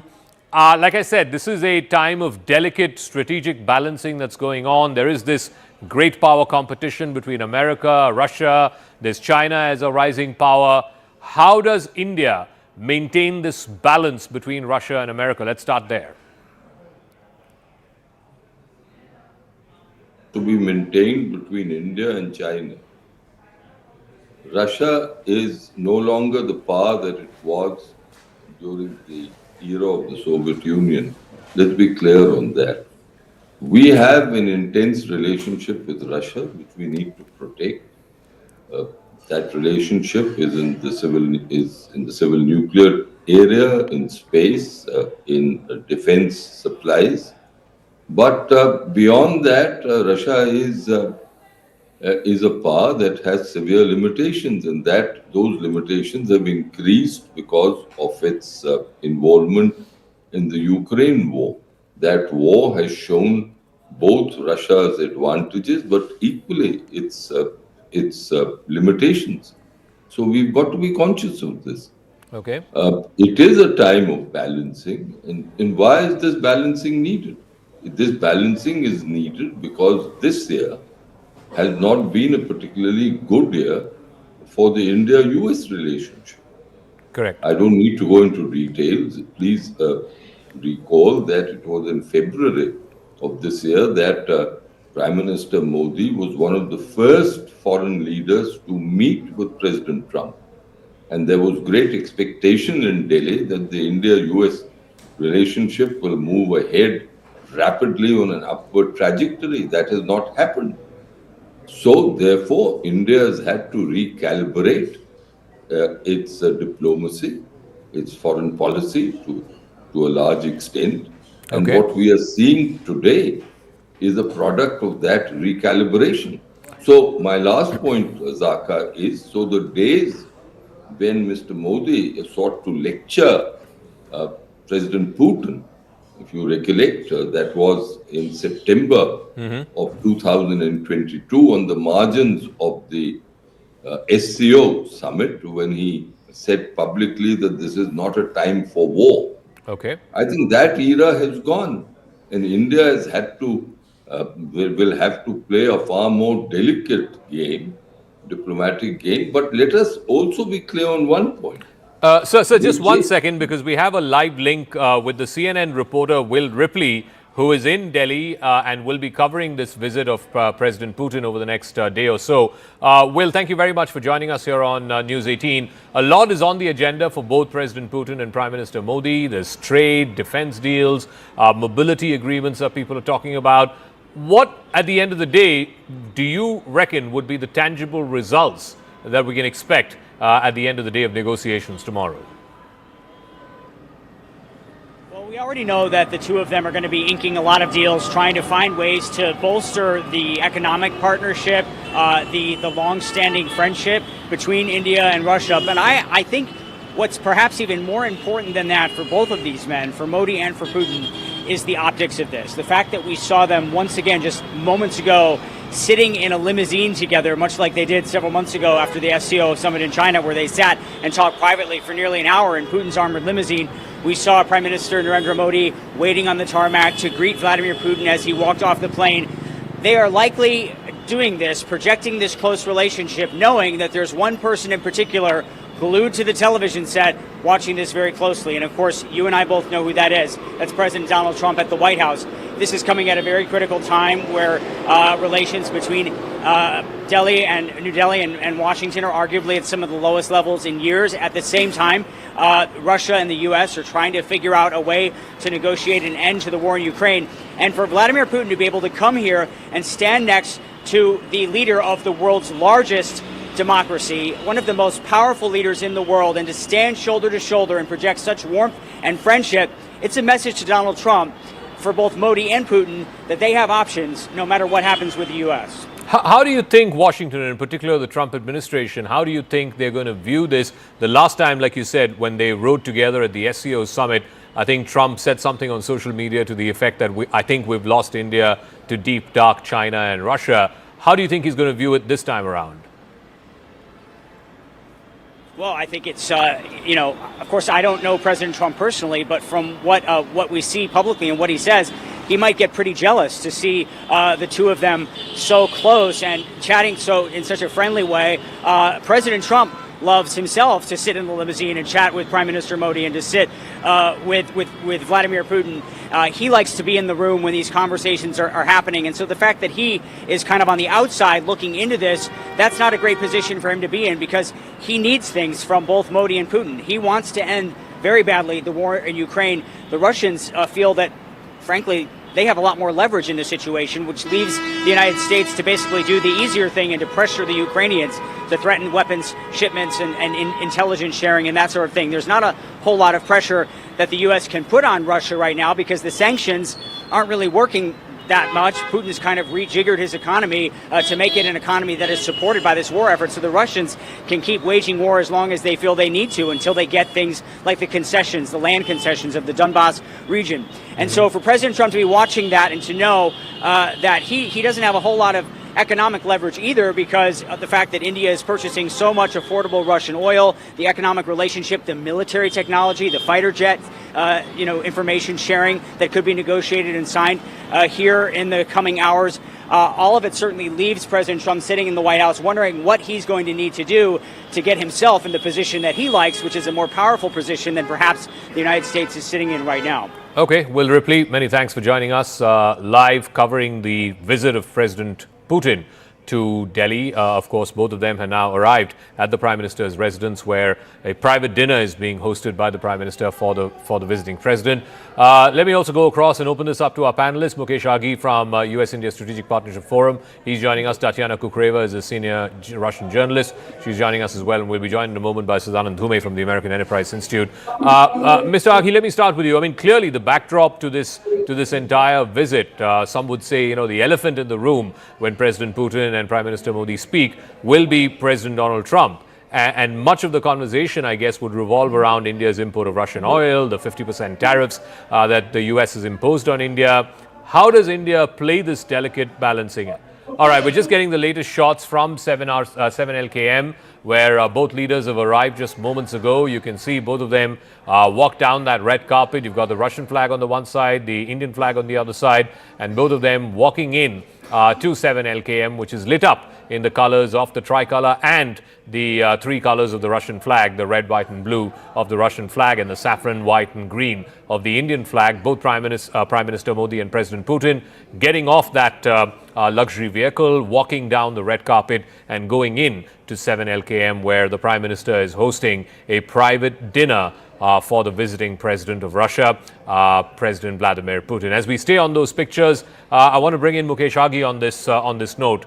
How will this be viewed in the White House by President Trump?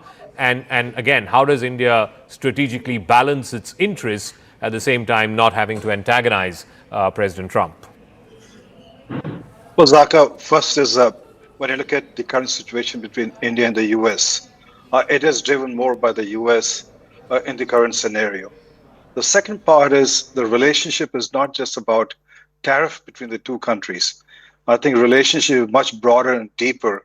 So I think the tariff issue, if you just park aside, we're seeing the trade still moving forward. The students are still coming in. The technology transfer is happening. So that's I would like to say that please let's not focus just on tariff. The relationship is much, much broader.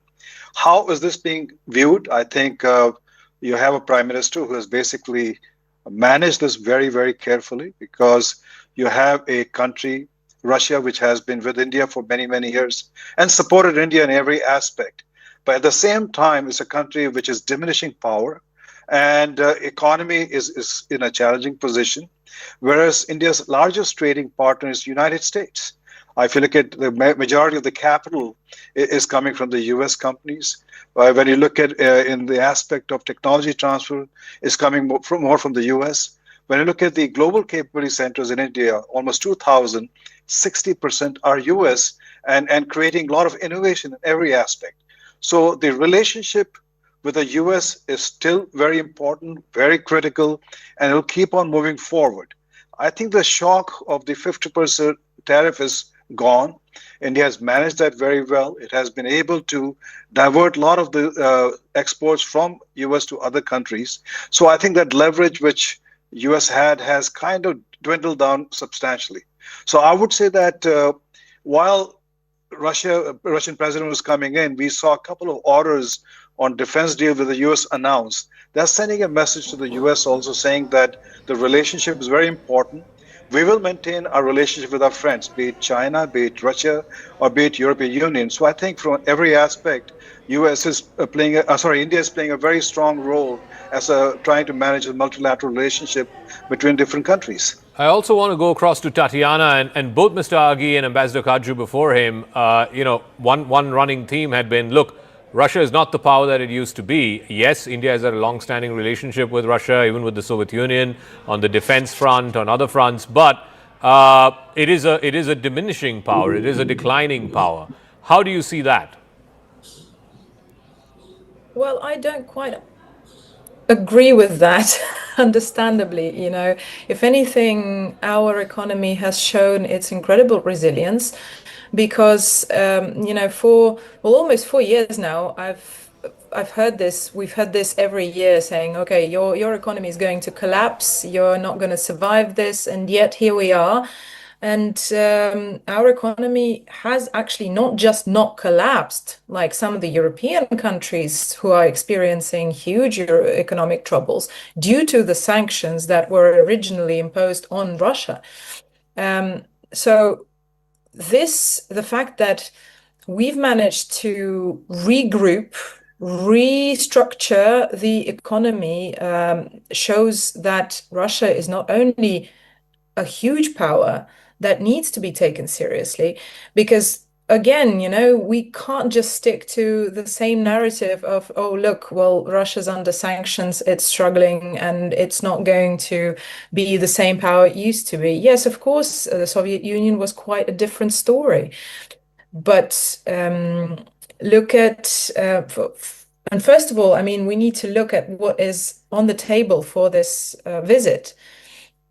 Russia has been involved, for instance, in the nuclear industry with India since 2002, if I'm not mistaken. And right now, Russia is at the forefront of technology when it comes to small modular reactors. This is not going to change. Our defense production is obviously a hugely successful field. And as I think I've already said today, the advantage of Russian defense technology is that it is actually tested in operational capacity. So there are a lot of things that can be discussed. There's a lot of diversification to this relationship that is on the table during this visit. And I believe that, the whole idea of Russia being the underdog here is not at all correct, and it shouldn't. Okay. So we should look at things from a different perspective. So really. I think Tatiana is right. I mean, tomorrow when the leaders discuss, when they get to the business end of the business day, really, they will be talking about diversification of this relationship. I believe there's something about labor mobility that they will announce tomorrow. There's going to be something about import of fertilizers from Russia. So they're trying to diversify the breadth of this relationship. Sadanand Dhume, senior fellow with the American Enterprise Institute, is also joining us. Sadanand, so, just before you joined, I was making this point both to Mr. Aghi and to Ambassador Kaju that, look, if Trump thought that he could pressurize India with the oil tariffs and get India to put pressure on Mr. Putin to stop the war, that hasn't happened. And if his view was that India will sort of fold and stop importing Russian oil, that hasn't happened either. So how is this visit being viewed in Washington, and this whole strategy of putting those oil tariffs on India, both in terms of what impact it would have on Russia and what impact it would have on India, doesn't seem to have played out, at least the way Mr. Trump thought it would? Thank you, Zaka. I'm not, my own view, I spent some time pondering this. It's not clear to me if, how linked those two things were in Mr. Trump's mind. Because on the one hand, you have the fact that he imposed this 25% extra tariff on India. But in terms of US-Russia policy, it seems to kind of blow one way and then the other way. So on the one hand, you have had this sort of attempt to pressure Russia, ironically through India, as opposed to sort of directly. But on the other hand, if you look at US policy towards Russia, I think the US appears to be far more eager to beat out some kind of peace deal between Russia and Ukraine. We've had multiple meetings between Special Envoy Witkoff and President Putin, for example. And so I'm not sure if this was all sort of part of this finely coordinated, finely tuned issue. I think what's happened on the tariffs, at least in part, is that that's just Trump's style of negotiating. It tends to be punitive. He tends to try to raise the stakes. And I think he saw a lever on India on the trade stuff, which was related to Russia, which was sort of, maybe connected somewhat to his larger plans in Russia. But I think the trade dispute is at least in my mind, it's a separate strand of policy here. Ambassador Kaju, just in terms of, clearly Trump wants to end this war. And even earlier this week, Steve Witkoff and Jared Kushner were in Russia. Mr. Putin doesn't seem to be in any mind to end this war. He wants to win this war on the battlefield, and he thinks that he's winning the war on the battlefield. But the problem is also those oil tariffs are not going to go away till this war ends. So whether India likes it or not, India has skin in this game. So how does India manage it then, Ambassador? Look, India has wanted the war to end no sooner had it begun. There's no doubt about it. India wants this war to end. I think it's in India's interest that this war ends quickly. But anyone in Delhi who believes that India has leverage over Russia and can contribute to ending this war would be in cuckoo land. I don't think we really have any leverage over Russia on this. This is a European matter for Russia. It's a Western matter. And the Russians have gained substantially on the battlefield. Trump understands that. The Europeans are still hung up on sovereignty issues. And Putin has an advantage here. He can wait it out for quite some time. I think his economy has held. So that is one aspect. The second is that I do not believe that the tariffs have not hurt us. The tariffs have been in labor-intensive industries. There have been layoffs. And while we have tried to look for other markets, there are areas like textiles, like carpets, etc., where there is no substitute for the American market. So the tariffs have hurt. And Modi would like the tariffs to become more reasonable. Certainly, he would like the 25% based on Russian oil exports, that portion of the tariffs to be history, but that's not happening. Yeah. So I think the signal that Mr. Modi is sending to Washington, particularly to Mr. Trump, is that India has alternatives, that India can play the grand strategy game and will not be pressurized by the Americans. Okay. The fact is that what is the ambit of play that we have here? On that, we can have a discussion till the cows come home and not arrive at a definite consensus. Okay. But my last point, we are hurting. On that, let there be no doubt. Despite all the signaling that is being sent to Washington, we are hurting because of tariffs. So Mr. Aghi, the problem here is that Trump has undertaken a strategy. I'm not sure the results are paying off. And two, by taking the actions he has taken, he's only pushing India further and further into Russia's embrace. In fact, just before he arrived here, President Putin and his press secretary basically said that we want to have the same kind of relationship with India that we have with China. Now, you could argue that it's not possible because of all kinds of reasons, but at least in the Russian thinking, in the Russian point of view, they want to have the same relationship, the same no-limits partnership that they have with Beijing. They want to extend that to India as well. And some would say, why shouldn't India take that hand of friendship? Because after all, Trump is pushing us in that direction. Well, I would not basically measure the relationship India has with the US vis-a-vis Russia or China, because the relationship is much broader, much deeper. You have around 5+ billion Indian Americans who basically are quite engaged in the economic, social environment, technology environment, academia, and they work very closely either from emotional attachment or economic attachment with India. When you look at the corporate America, and I've talked to roughly 80+ global CEOs in the last 30 days, not a single one has said that they will move the investment out of India, or they will move their supply chain out of India, or they will shorten their investment in their global capability centers. So I think you have to understand the relationship between the United States and India is very, very different than with Russia or with China. I mean, so with Russia, it's more on a commodity base. You're basically getting oil, or you're getting other commodities itself. As far as trade goes, I mean, India's export to Russia is less than $5 billion, whereas with the US and India is over $200 billion two-way trade itself. So I think the relationship is very, very different, very solid.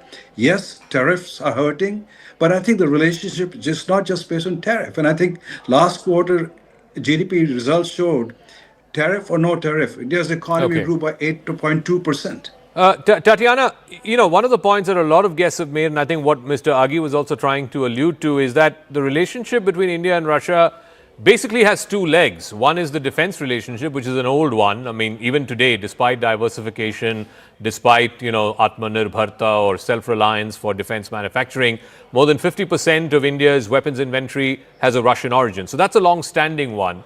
And the other leg now, particularly since this war began, is on the energy side, with India importing a lot of Russian oil. But beyond that, whether it is people-to-people contact, and I was looking at it, there are 70,000 Indians who are living and working in Russia right now. There are 5 million Indian Americans. The breadth of this relationship is very limited. It's very thin. Well, this is exactly what is being looked at in terms of diversification, including during this visit. You know that the State Duma has just ratified the agreement that basically lays the foundation for many things, a legal foundation for including the labor, logistics, but not limited to that. And however, it doesn't. However small it feels, but for instance, in central Moscow, where I'm right now, it feels like we've had a lot more tourism from India. There is this connection between the people of Russia and India that has been there for decades. I mean, there is a cultural connection. I've had the pleasure of meeting Mr. Adil Hussein this year and in Moscow, and we spoke of Russian literature and the influence it's had on Indian cinema to begin with. But there's a huge history between our two nations. So to diminish it all to the level of the relationship being stood on, as you say, on two legs of defense exports and energy trade, also even diminishing that to the fact that India literally saved the economies of European nations, even of the US to some extent, by continuing to buy Russian oil and by stopping the oil prices from rocketing sky high back in 2022, it is a little bit too black and white to my taste. Okay. So Sadanand, the strategic logic in the last 20-25 years, which underpinned the India-US relationship was, if there's one country that can challenge US primacy, it is China. Somehow Trump seems to have, thrown that logic out the window. He's very keen to cut a deal with Xi Jinping. They even had a phone call, I think, a few days ago when this whole tensions between China and Japan were ratcheting up over Taiwan. He seems keen that he doesn't want to sort of intrude in what he sees as Beijing's sphere of influence or Xi Jinping's sphere of influence. As far as India is concerned, we've had our own history with China, but relations seem to be on the mend. And now Russia is basically saying that we want to have the same relationship with India that we have with China. And there are also concerns that because of the war, effectively one of the consequences of this war has been that Russia has been pushed further and further into Beijing's embrace. That's something that the Russians are also concerned about, and certainly it's something that concerns folks here in New Delhi. See, Zach, the way I see it, even if you sort of, for a moment take I will come to the US part of your question, but even if you take the US out of the equation for a second and pretend that we were having this conversation, let's say in April this year, when US-India relations looked really strong, looked to be on an upswing, Vice President J.D. Vance was in New Delhi and so on, right? Even at that moment, if we'd had a discussion about the India-Russia relationship, I agree with Tatiana that there's great sentiment. There's a certain amount of, there are cultural links, certainly going back to the, to the Soviet era where Moscow was quite, sophisticated in terms of how it reached out to India and Indian elites and so on. So there's a sentimental element that's certainly there. But if you sort of go beyond that, right? The energy spike only dates to 2022. Before 2022, India had, the amount of energy India imported from Russia was vanishingly small. It was just less than 1%. And then you have the arms industry, which has been very important, as you pointed out. 50% still matters. But again, if you look at the SIPRI data, it has come down dramatically, right? India has gone from basically being, having roughly 70% of Indian arms imports being of Russian origin to the last 5-year period I looked at, it was down to 35%. Still number one, but to go from 70% to 35% is a very dramatic decline. So what we had until this recent kerfuffle with the US, was a strong relationship. Nobody ever thought that India was going to cut its ties with Russia. India has a strong independent relationship with Russia that goes back for decades. It's been mutually reinforced. But the larger strategic dilemma remains, which is that if you look at Eurasia, the economic map of Eurasia has changed very dramatically over the last 25 years. And China has been the big gainer. India has been the second big gainer. And Russia, though it may not be collapsing, is really not in the picture. And so what India finds itself is that it has a China problem with Russia, whether it likes it or not. Now, ideally, from an Indian perspective, the US would be engaged in great power competition. It would view China as its major adversary.